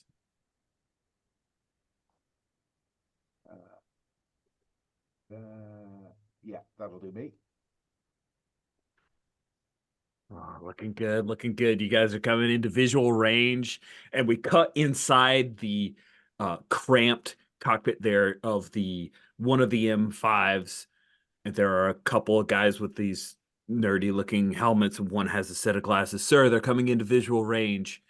And then we see a woman who looks a little bit like Lam, but maybe a little older. Maybe she's an older sister. And she says, "Wait until they come closer. Let them come closer." And she peels back the TIE fighters. She wants to draw you guys in. So they're still in the danger zone. So I'm not actually doing a mechanical move. That's just the dramatic look. So Ghost One, you have any other actions you'd like to take? Not at all. Who goes next? But let's go with Banshee. Yeah. So I am going to divert from primary weapons to afterburners. And then I'm going to move not just one, but I'm going to move to danger zone. And then I'm not just going to move to danger zone. I'm going to use my second movement. And this is a Zoom. I can't move on the Zoom board, Kay. You're really getting me with that today, Rich. Yeah, so we're going into the fur ball, and just the comms go off because it's saying, and it's like, I'm gonna hold you closer, tiny dancer. And I am going to perform sorry, I'm like swapping between page to page to page to get back on. It's all good. It's all good. I am going to do an attack action to try and get these cables connected. So I think I'm ducking in hot. I'm moving in through. I'm getting right up into the action. Blowing past TIE fighters, knowing they might come on my rear, but I'm going there anyway. Okay. You need to make a successful attack action to attach the cable. So let's go ahead.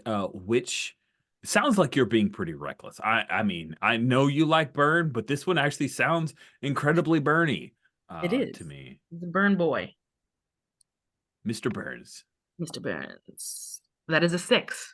Oh, beautiful. So with that 6, it's not a harm thing because you're attaching, which sucks. But you attach, and I'll go ahead and mark that the purple would just give him a there. We'll go with purple. He is now spiked. Or sorry, he's I guess harpooned. Sure. That's what we'll call it. Yeah, he's harpooned. To attach the cable, then complete 2 maneuvers. So we can only do 1 maneuver per turn, right? Turn, correct. Yeah. So, you make an attack and a maneuver. So yeah, so I'm going to do the first of 2 maneuvers. Okay. And the thing is, I'm not even going to roll. I'm a hot stick. So I'm going to spend an SA and immediately get a 6 on that.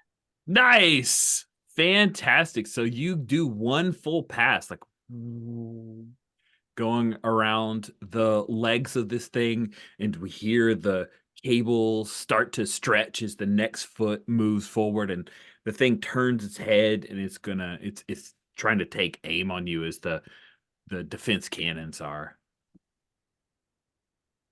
taking aim, but that is their turn. So let's shift over. The camera shifts focus to Big Brother. Real quick, Alan's asking about last break. Yeah. Second of, and then I don't think we actually get that free maneuver in an action because we use the first maneuver space would be to move into the first range. You're right. That was the maneuver. But I don't know. There might be a talent that Banshee has that lets them use extra maneuvers. We'll talk it through. Let's take a quick break. So during break, realized I made a bad call. So the maneuver of moving the range band precludes being able to do a maneuver. Therefore, we'll need to rewind back a little bit. So Kay, for Banshee, you were able to successfully harpoon. That is true. Well, I would like to roll back further back if that's okay. Okay, sure. How far? Like, what do you want to do? So I think he goes into the danger zone. I think he doesn't make that second movement if it's not a free movement into furball. Okay. And I think he is going to do he is going to do, I know like he's in 0 range, but he is going to do a primary weapons attack on the TIE fighter. That sounds amazing. Let's see how that goes. So primary weapons attack, let's have you I guess you're being, oh gosh, doesn't sound super reckless to me It that you doesn't. like It's pull not. back. I think this is not burn. I think it's probably trigger. It probably is trigger. Oh man, this is momentous. Well, we'll see. This may. Nope, it's nothing. It's nothing. It's Oh no. A yeah, Banshee. 2. Banshee has a bad moment. It Banshee, goes you to saw it, you shoot. saw it, you did the calculations in your head, you realized that was far too dangerous. And you pulled back and you fired off pew pew a couple of shots at this TIE fighter, and the TIE fighter just nimbly dodges around it and fires back at you, and it will do its harm for the round. As my reaction, it is a shrieker, so you are in its range. It's going to do 2 harm to you. Your shield should eat up one of those, correct? Yes. Shield eats up 1, so I take 1 integrity damage. Awesome. Did you want to roll a d6 for me real quick to see if your shields are depleted or if they come back up after eating Yeah. that 1 damage? Let's do it. That's a 4. Okay, that means that it is not depleted, so your shields still remain. They absorbed a bit and they're still functioning. Anything else you'd like to do with SA or anything else? I think we just we see him sort of like hit his head back. He's like, damn it, I should have done the thing. And he regrets not being reckless and trying to be thoughtful. Nice. Nice. Okay, then I think we pass the baton to Big Bro. That's right. Big Brother Cody, I is. just realized this is your second big pilot because you had Big Top and now you have Big Brother. I'm something of a big man I myself. just realized I the inhabit theme. it easily. You know, I good find stuff. myself drawn to them. All right. So I'm going to divert from weapons to afterburners.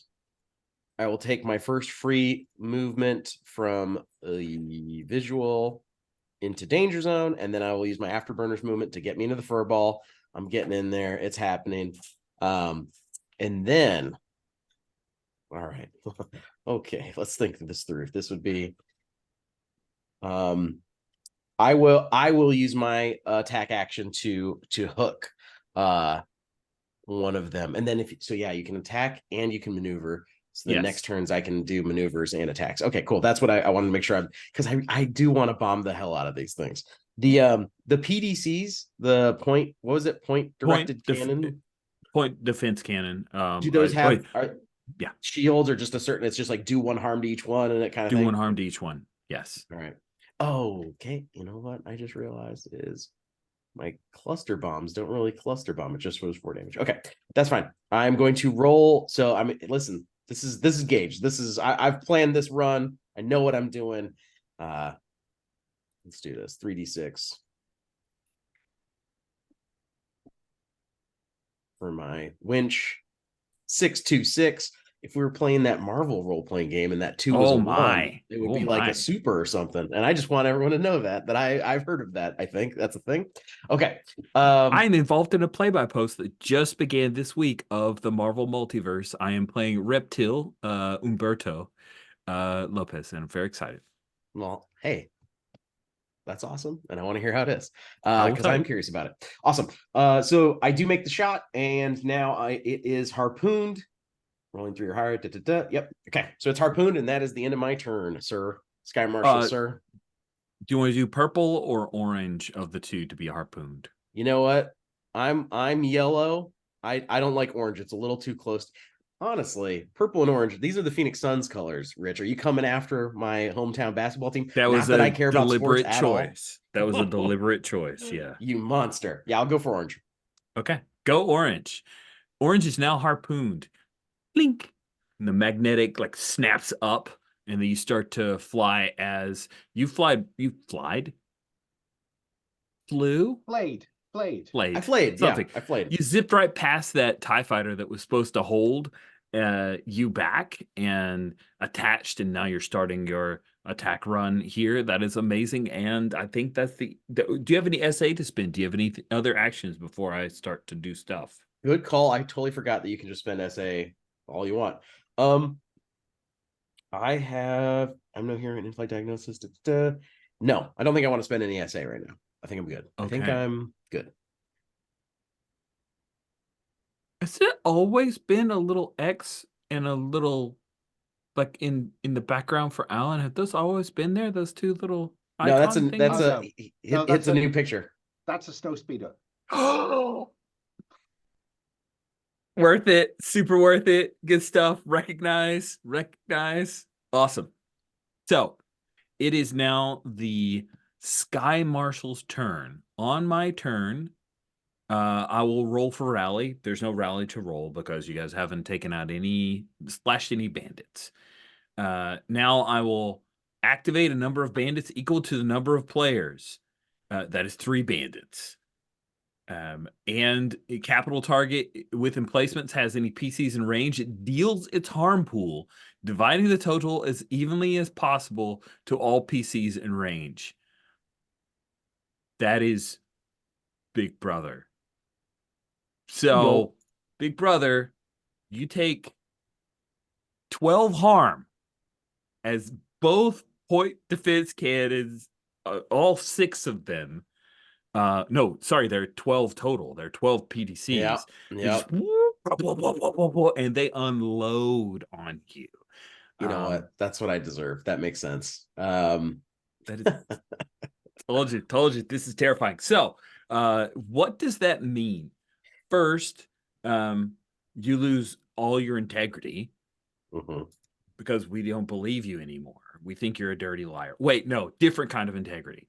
So your shields will eat up some of it, but everything else bleeds through. It's going to overwhelm you. You now have to cheat death.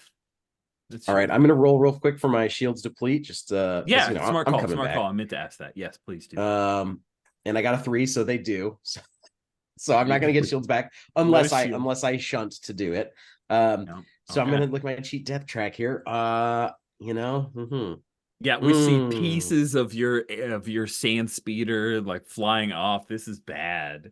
So what do you want to do on your cheat death track? Just as a reminder, you do not have a lightsaber, so you can't like slice your way into the belly and throw a thermal detonator. Actually, Rich, if you'll remember in the R&R scene, Hopper gave me his box of antique weapons, and inside was a lightsaber, and I stole it. And that all right, I was on board. For you're like, I'm listening now. You convinced me. I think I'm going to do a cracked reactor. Until the sortie ends, I must roll a gauge in order to divert and shunt power during that turn. Personal data in your ship is fried along with the hard drive. What photo, song, video, or memory have you lost? Man, Dak's behind Alan right now, and he feels like he could take on the whole empire himself. Sorry, keep going. R.I.P. R.I.P. a hero, a real one, Dak. Yeah. I think the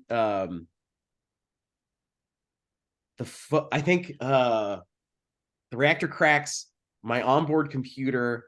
You know, it's tied to my astromech. The astromech has just a bunch of home videos that Big Brother has always used. He's before he was a pilot in the Rebellion, he was a freighter pilot, and he's just always had an archive of videos from back home of Ardenia and his family. And, you know, when he gets back there one day, he's going to make some more. And all of those are lost. All of them. Oh man, it's the thing where the astromech like gets electrocuted from the shields being depleted, and all of its parts open up, and it lets out the poor pitiful R2 scream, and you see the data. Blink, blink. Oof. Oh, that's terrifying, and also kind of lovely in a sad way. So tragic. Sweet. So we already had a bandit who hit Banshee hard. There's one that's going to move and fire on Ghost 1, dealing 2 harm to you, Ghost 1. Why don't you go ahead, and I think that's just shields for you. Like you would take no actual harm. That's shields for me. They only deplete on a 1 or 2. So do I roll a d6 now? Correct. Roll a d6, and if you roll a 3 or higher, then your shields are back up. It just is that 3 or higher? So lucky you. Sweet. Yeah, it's a thing where the this TIE fighter comes screaming towards you. Yeah, and the shields eat up some of the blaster fire, but that's my whole round. I just basically delivered a whooping to Big Brother. But I think you held on, right? Like that little cable, we still see it. You're still trying, right? Oof, your right. reactor's fried. This is great. Awesome. So, new round. By the Any way, rally? there is no rally. You guys didn't take anybody out. But You know, Rich, if you want to be a friend, you you're could just one throw closer in around. targeting. I could, but I'm not gonna. Nice. Good. So they are one closer to targeting range, and we now enter the second round of the sortie. So, end any effects that cease at the start of your next turn. Ghost 1, reactor management. Um, nothing. No. So I will intend to splash the one in front of me and then move. So I am attacking with I think I think that I see what happens to Big Brother, and I need to make progress to support squad mate. So I just pedal to the metal and just blast that tie as I wing past it. What do you think? Yeah. Burn? I think burn. Feels burny. You're being a little reckless. More reckless than we've seen me be. It's true. So I will roll. It is 3d6 for a ship bonus for that. Here we go. That is a 5 as best. I am doing 2 harm and rattled and refit because I'm using tungsten flechettes. Neat. Tungsten flechettes sound dangerous.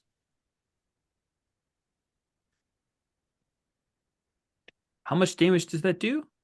That does 2. And they now deal -1 harm and must spend 1 SA to remove.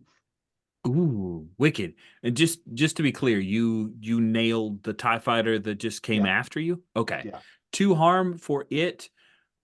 It would take -1 harm because you're in visual range, but it Yep. is rattled, so I will keep that in mind. You know, we've been playing rally where it's our rally. I'm not certain it is. I think it's your rally. Because how else can that spend an SA to get rid of rattled? How else can it spend an SA to get rid of rattled? That's an interesting question. The rally does convert to how much SA do I have? Oh, I didn't even know you had any. Right. I don't see any. No, I don't think you do. So I guess he's just rattled till dead. I'll I just write that down.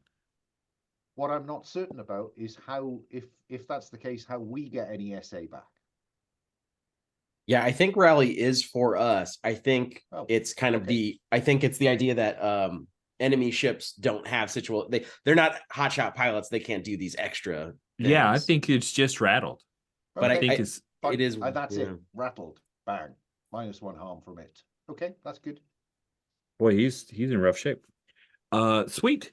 Who you passing the ball to or the baton? I'm gonna pass the ball to I think probably to I need to give Banshee a shot at something. All right, Banshee, you are up. Yeah, I think Banshee has some regrets spaghettis about what he did last time.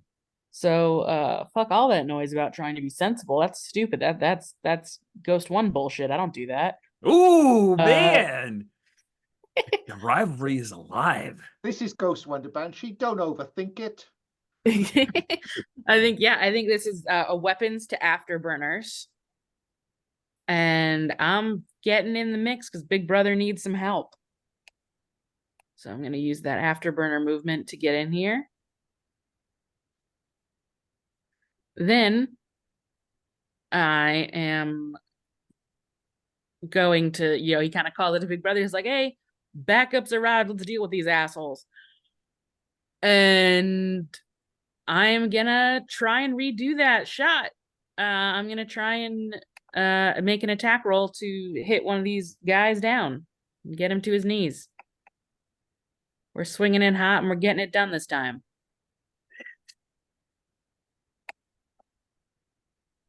All right.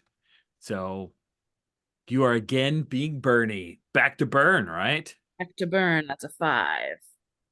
All right. That is a successful hit, a very palpable hit. Were you going after purple to harpoon? Oh Purple yeah, harpoon? fuck purple. Man, it's really Harpoon. purple and orange that I hate the most when they're together on a team. Hate that one. Yep, and we're gonna okay, and let's see. Action, complete maneuver. Yeah, and I'm gonna spend an SA to just get that 6 because I'm a hot stick. And so we've got Nice. one of our maneuvers wound around. So he's going around and he's like, come on, we got this. Smart set of moves. You popped in and pull off the 1-2. So we've got one range on purple. So one maneuver. You get that second one and success. But we'll see if you survive. Anything else you'd like to do, Banshee, before you relinquish your turn? I think that's all I can do. All right. It is now Big Brother's turn. It is. Rich, I don't remember. Did we find out if we are allowed to know the enemy ship's shields or anything like that? Or Yeah, integrity? you're looking right at it. That's okay. That is what it is. Yeah, Okay. yeah. Okay. Then I'm going to use my turn. My shields are back, so I'm good there. I'm going to attempt to do some reactor management, but to do that first, I need to roll gauge to get through it with my cracked reactor.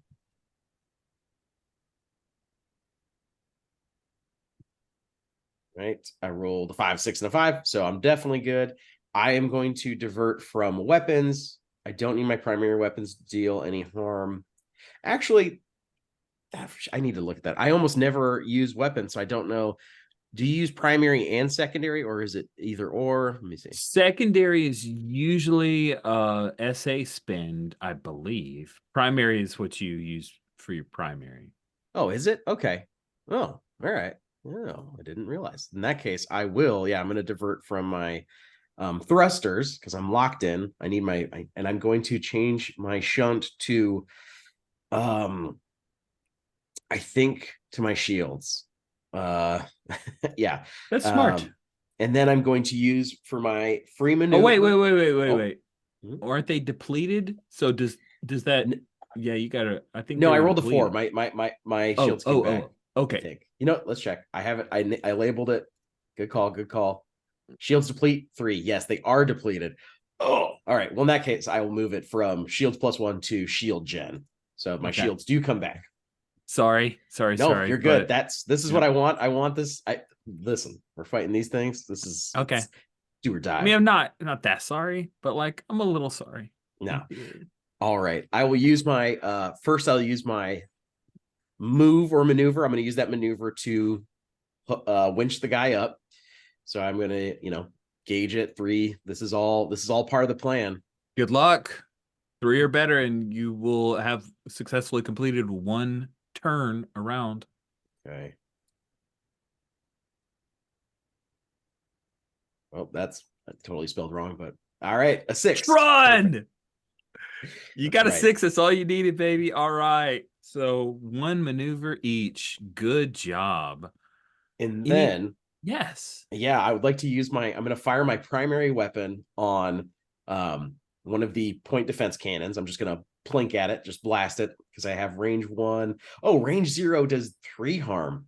Ooh, nice. So in that case, I'm going to try and do something wild, actually. I'm going to take a page out of Banshee's book, and I'm going to fire my primary weapon and my secondary weapon using an SA. Both are range 0, and I'm going to fire them all at my... your harpoon guy. You're just opening my harpoon up. guy. I'm just going to try and dump 7 That harm sounds- at him. 7 harm? Yeah, four from the laser guided cluster bombs and 3 from the primary weapons. 1, 2, 3, I think this is me burning though. I think this change from the plan to wait a second. All these systems. I look at my dashboard. I have my forearms wheeling about, clicking, flipping switches, trying to put out a little fire, and I see all of my guns are red. Like they're all green, right? The meters are all filled up, and I just think, well, I mean, it might be faster, and I just pull all the triggers at once.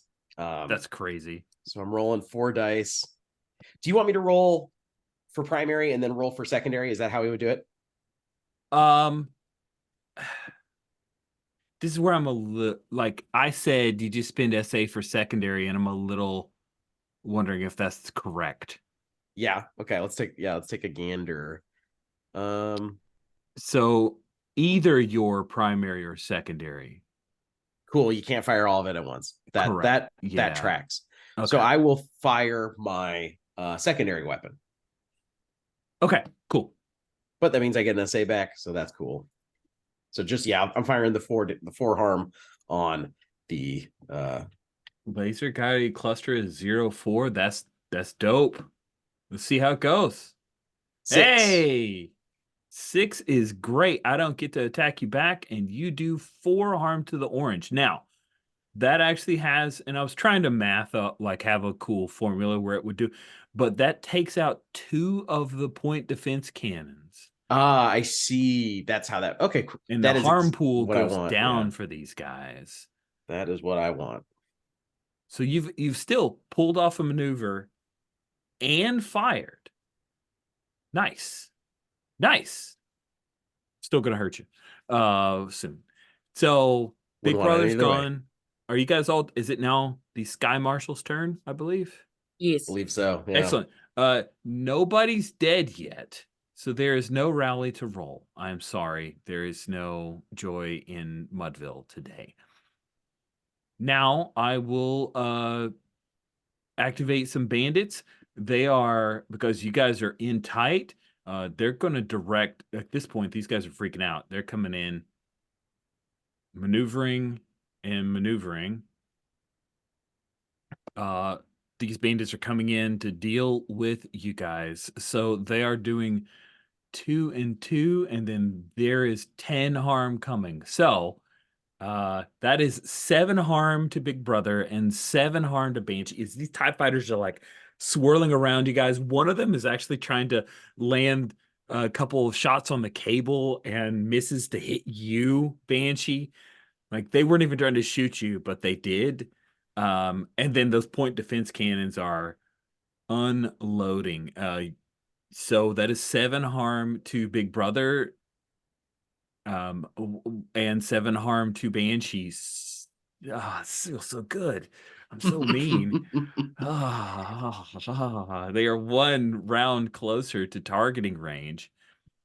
This bogey who's out here and rattled, he does 1 less harm to you. So I think it's ineffective. You're basically juking him. He's too rattled to really take you out or even do harm. So there we go. That is the end of my turn. Let's talk about your reactions to taking 7 harm. Banshee, it appears that 7 harm will drain you of integrity. Let's roll for your shields. They did succeed. You did keep your shields last time, if I remember correctly. So let's see if they will regen at the end of this barrage. They do. Yeah. Okay. So that's good news. The bad news is that you lose all your integrity still, because the shields of 1 and then 6 more bleeding through. So that means you're going to have to cheat death, because you really should not survive at this point. You should be splashed.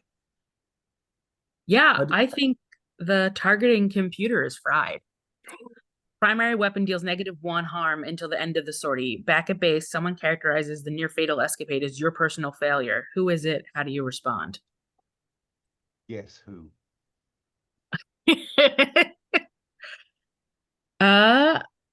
I actually think that it is General Chess. Oh man, the Yeah, General he Shesh spent Odos. Yeah, it just he spent so much time on my side, and then seeing just how reckless all these shenanigans have been, and pulling back and here or there and things like that. But I wasn't reckless in the right moments, and maybe Ghost One's been right all along, and this isn't where you belong, Banshee. Oh no. And of course, Chess is like going down with the ship. He's still on base. He's still got the big grid up and he's watching what's going on while everyone else is evacuating. And he sees that. Yeah, there's a few. Seems the Banshee's a failure. Lost his targeting computer. Now all he can do is draw. All he can do is draw blasters away from Big Brother, and hopefully Big Brother will succeed. Ghost One was right. Ooh, chills. Big Brother, you just took 7 harm. Absolutely brutalized. When you cheat death, does your integrity go back up to max? I It just wanna make does. sure. It doesn't matter because it still takes me down to 0. That's a lot of harm. Cool. So for me, I think I think it has to be this because I just did it. I think my secondary weapon detonates. The cluster bombs, I lose access to them. And I am scarred or mangled in some way. Yeah, I think he comes around, drops just a ton of cluster bombs, but he's in close. And as soon as those point defense cannons start lighting him back up, one of them plinks a bomb as it's leaving the bay, and it explodes. It rocks the ship. There's so I'm in the sand speeder, so I'm not too high up. The cockpit kind of blows away. It takes one of my arms. Oh, And I kind of no. I'm barrel rolling with the cable behind me and trying to hold on.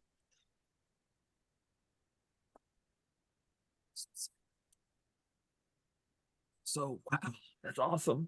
Okay. Dang. Okay. That is the end of my turn. It is I marked the second, so that's the second round. They are closer to targeting range. And it is again your turn, starting with Ghost One. End any effects that cease at the start of your next turn, and talk to us about reactor management, Ghost One. Yeah. There's nothing there that helps. So I will just endeavor to take this. No, I tell you what. I think I will move, leaving him rattled, and move to the danger zone so I can fire at the tie that is on Banshee. Okay. Yeah. Sounds good. Same as last time, just screaming in there. 3d6.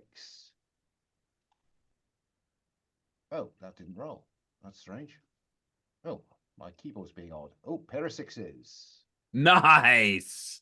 And that does, at range 1, it only does 1 harm. But the tungsten flechettes mean it's rattled and refit.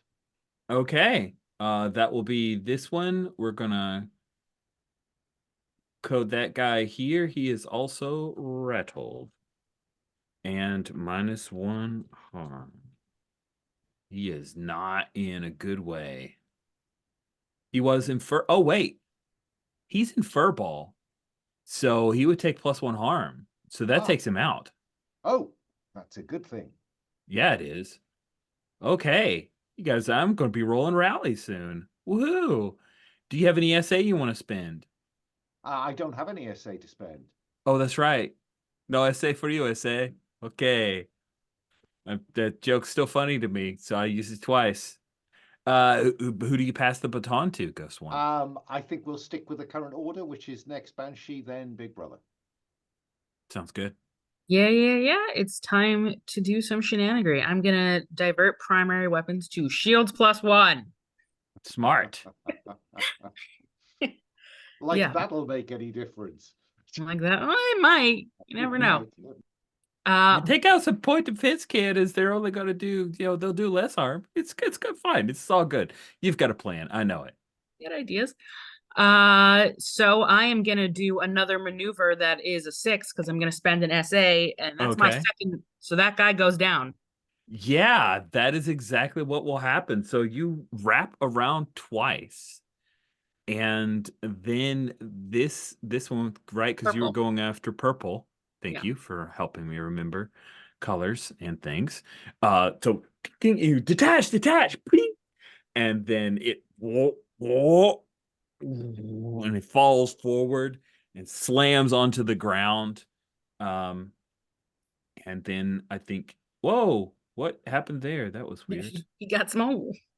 It got weird. I Okay. was jokingly flattening him out because he fell. Oh, I see. That's cute. Okay, Oh, that is actually very cute. there we go. I like that. Thanks, That's guys. I canon. tried. I'm just being Good a little stuff. silly. He's a little mashed. Fantastic. That And means then- you good move. Yeah, and then I'm gonna launch a concussion missile at Orange. Ooh, orange is in range. So let's see you do that then. I think this is just he's almost died. He's going for bottom. He's pulling this one down. He's shooting missiles this way. He's going for it. I think he's burning. I think you are burning. I am okay with burn here. That is a 6. Oh, that last die. I was gonna hurt you so bad. That is a 6, and because I rolled a 6 and I'm an interceptor, that's 4 harm. And because we're in furball, that is 5 harm. 5 harm. All right, thank you. And that means that it loses 2 of its PDCs.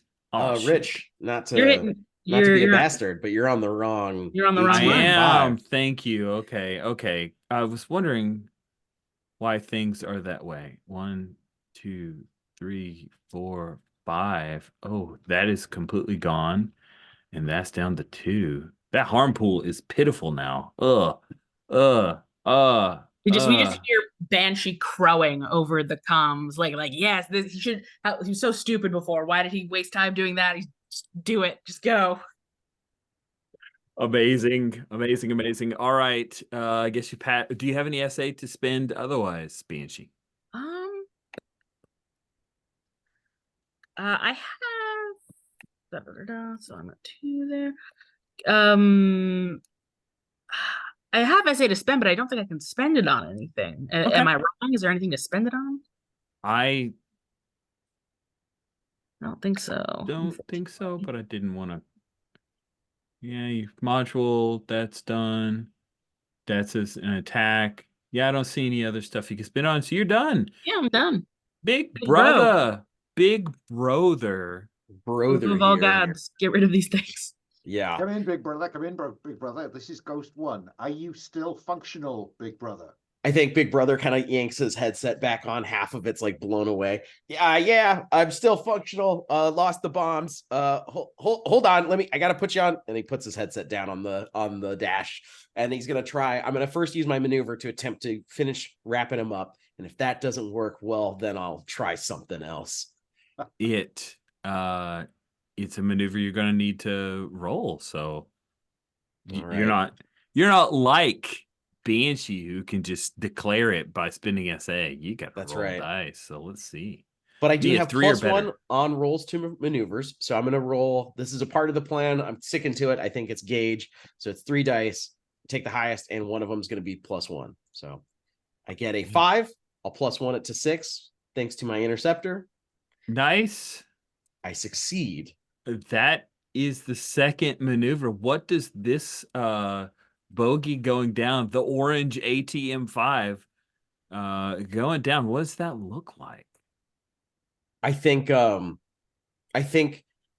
Big Brother completes the last loop still in a spiral, and it's just, it's smoke is pluming everywhere. The ATM5's head is spinning around trying to fire on this sand speeder. He gets under it. There's just smoke's coming up from it, blinds the people inside, and then it trips him. It falls forward, perhaps into let's just have fun, into one of the undetonated cluster bombs, and it just sends it straight to hell. Nice. Let's mash that guy. And I think with that, then Big Brother pulls back on the stick, really rights himself, grabs the headset. I'm still here. I took care of the big one. And hold on. You know what? And he fires his primary weapon because that was my maneuver. I still have an action. I will shoot the TIE fighter in the fur ball with me. Do it, do it, do it. That's gonna be- As you're loading that up, Cody, we do a quick cut back into mission control where General Odex had like someone had come up and given him a report as Banshee took down the first and then fired on the second, and then he looks back again to see Big Brother take down the second one, and he says, "Ah, thank goodness, Big Brother's with the Ghost Squadron." He totally missed that Banshee did anything noteworthy. Perhaps he'll find out about later in the mission report if Ghost One deigns to include it. We don't know.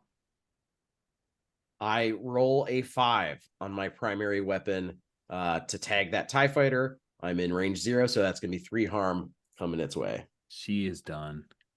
And that right there is how you do it. That's the first time I've splashed a TIE fighter this entire series.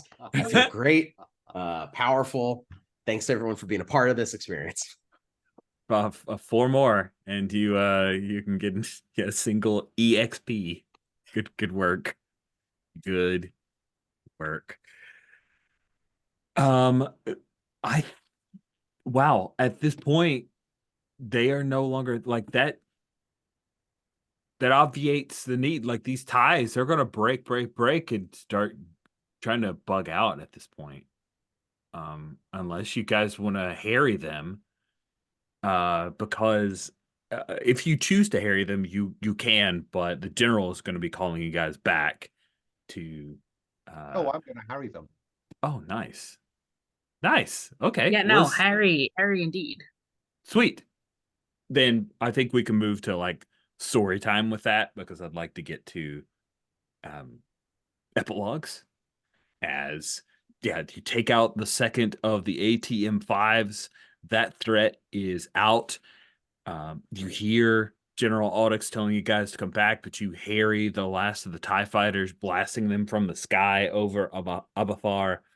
And then I'm curious, like the last of Abathar, but General Odex is getting on a medium-class freighter, and he's getting out with the last of the staff. So what does this look like? We'll start with Ghost One, because you're the commander. Is it okay if I go last? Because I'd quite like Sure. this to be Odex reading my report. Oh, nice. Who would like to go first with their epilogues as we bring this 3-session mini-series to a close? Now, when you say epilogues, this is just us getting into the carriers getting away. Was that right or no? This is This is how you want to take it. Like I don't know when I'll be circling back to Afterburner, so okay. It can be: do you escape with the others? Do you go off to some swamp planet to have a conversation with a Muppet? I don't know. That's an option. I mean, is it? Is it not an option? And that's when Dio finds out that he's force sensitive. And no. Yeah, I think if you splash 3 more bandits, you can have enough EXP to be force sensitive. But yeah, I think Big Brother, it's several years later. The New Republic has fully decommissioned his squad at this point, perhaps. But he's retired. He's on a beach. There's a bunch of other Ardenians around him. They're all younger, and he says, and that's when I became the big damn hero of the rebellion. Really, people don't understand. Sometimes when you start as a humble freighter pilot, you possess skills, and he possesses skills that not everybody knows. And he holds up his robot hand to his grandkids, and he says, "See, they don't just throw this around for nothing. This I had to earn this because and then and that's when all my friends, they all got away. My good friend Hopper, well, they say he's still with that blue cat to this day because that thing's gonna outlive him, and it's a terrible fate for any man, but it's what he has to live with. And well, sometimes life works out, doesn't it?" And that's awesome. all for Dio. Oh man, is he on the that kind of cool beach planet from Andor? What's the name of that one? Yeah, Nardine something. Oh boy, yeah. I can't believe we have to Niamos. Yeah, it's Niamos. Yeah, Niamos. Yeah, Niamos. There we go. yeah, he's on Niamos. Yeah, living it up. Good stuff. Awesome. Thank you. Wonderful work. What about for Banshee? Yeah, I think yeah, the general, the mission ends, we get back, and like the general, and let me know because if this impedes Alan, I will let you go first. But if anything I say contradicts what you want to do, I think the general like completely is like Ghost One was right. Like you are dismissed. This was a terrible idea to bring you in here. Big Brother lost his arm and it's all because of you. Like, like as like they're bringing you in to get like, you rush by in like a med bay, and Banshee kind of just like holds his head up high and is kind of like, well, I didn't want to be here anyway. Kind of vibes, like purely petulant teen. And I think, yeah, he gets his stuff and he rucks out. And I think we get a bit of a flash forward and we see Banshee working with a group that's tangentially, New Republic related, but does a lot of piracy, a lot of gets us done. They don't really target New Republic. They purely target Imperial. Oh, you're like privateers? Oh, that's yeah, cool. like essentially privateers. Yeah, they're privateer piracies, and we just see Banshee boarding a ship, and we see Lan tied up to a chair. Like half his face is like kind of like scarred and burned because clearly that was like from the big fight. And then Banshee just smiles. He's like, I told you I'd get your treasure one day, Lan. And then we see him like lift up like this like big bounty of some sort to then bring it back to his ship as he flicks Lan in the forehead. Okay. And then Ghost One.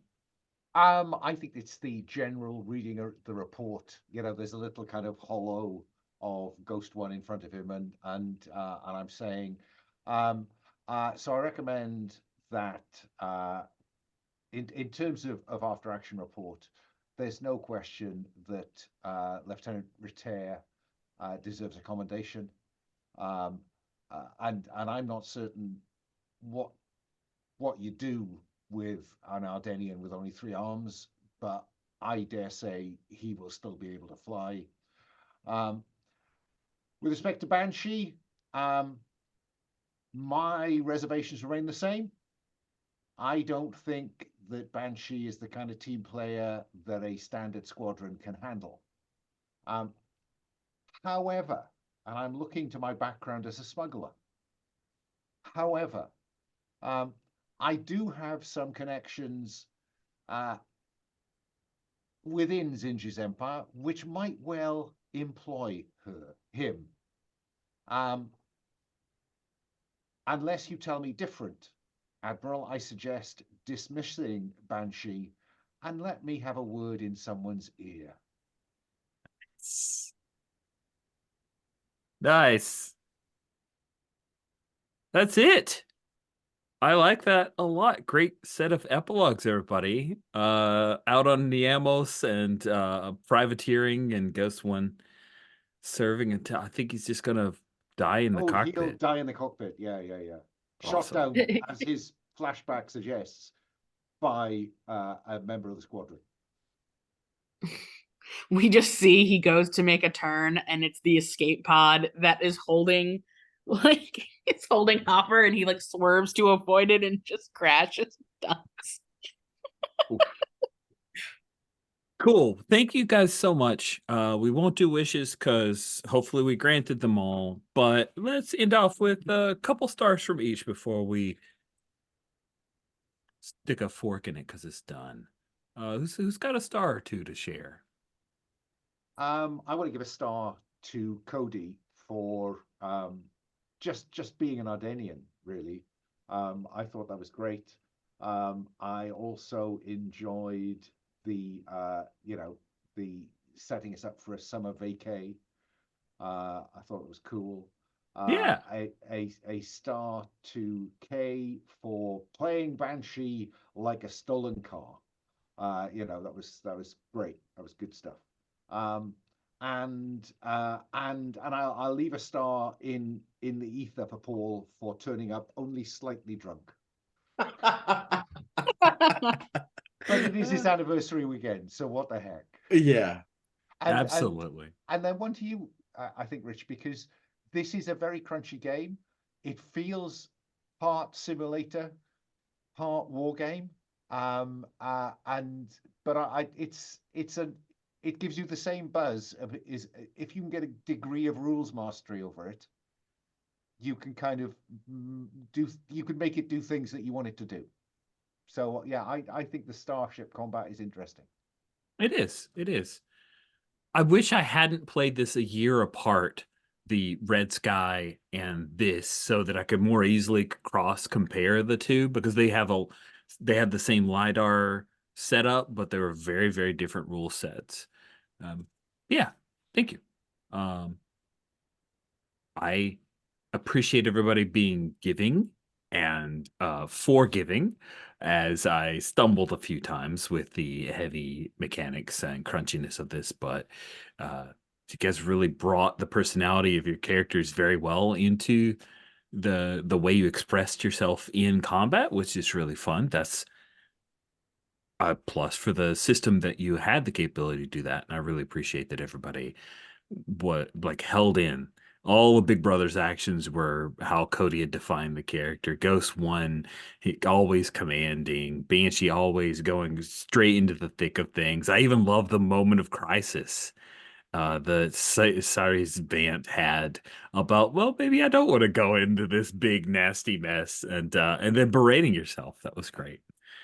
So lots of really, really great highlight moments and stars from me. Yeah. Yeah. Go ahead. Oh, I'll go. Yeah.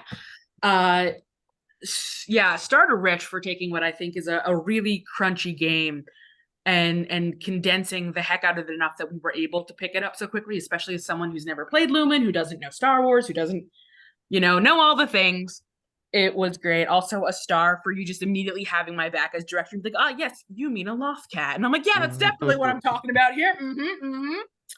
That was great. Super fun. I always love your voices, even though we only got 2 seconds of evil lady voice. I love your evil lady voice, Rich. It is fantastic. Cody, we've never played together before. This was an absolute delight.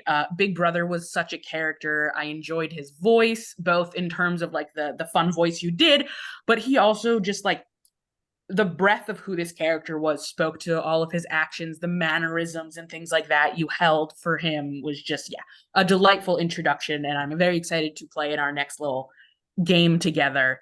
I think it's great. And then Alan, I love our mutual antagonizing characters that just keep happening. I think it's super fun to get to play off each other. I love that in the end, Ghost One figured out how to utilize Banshee, but then still recognized that like this is not where Banshee belongs. And like held true to his guns there as a good leader, but knew where to possibly send/put Banshee for the betterment. And that's like, a true aspect of a good leader. And I think you really played one there. And then for our fantastic Paul, who is not there here, it was a delight to play with you. I hope you're having a fantastic anniversary. And yeah, I just loved Hopper just chasing this fucking cat. It was so good. It was a pleasure getting a moment to direct you. Yay. Yeah, I tag all those. This the R&R scene that you set up was absolutely insanely genius. Having Hopper as the star and be like, cool. Now, what's the opposite of Hopper? Is this loft cat? Genius. It was genius stuff, and to lead into it. Oh, I'll try. I don't know. I don't really do this sort of thing, and then absolutely knocking it out of the park.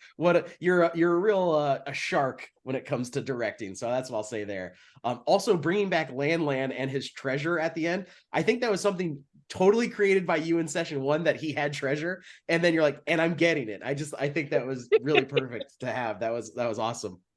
Alan, your addition to the R&R scenes when you other folks are directing and you have an idea that is good. Like, oh, I'll say the sand rumbles, and you go, yeah, but it's because here comes the other squad. That really took the R&R scene that I set up and made it something even better by leaps and bounds. So big star to that.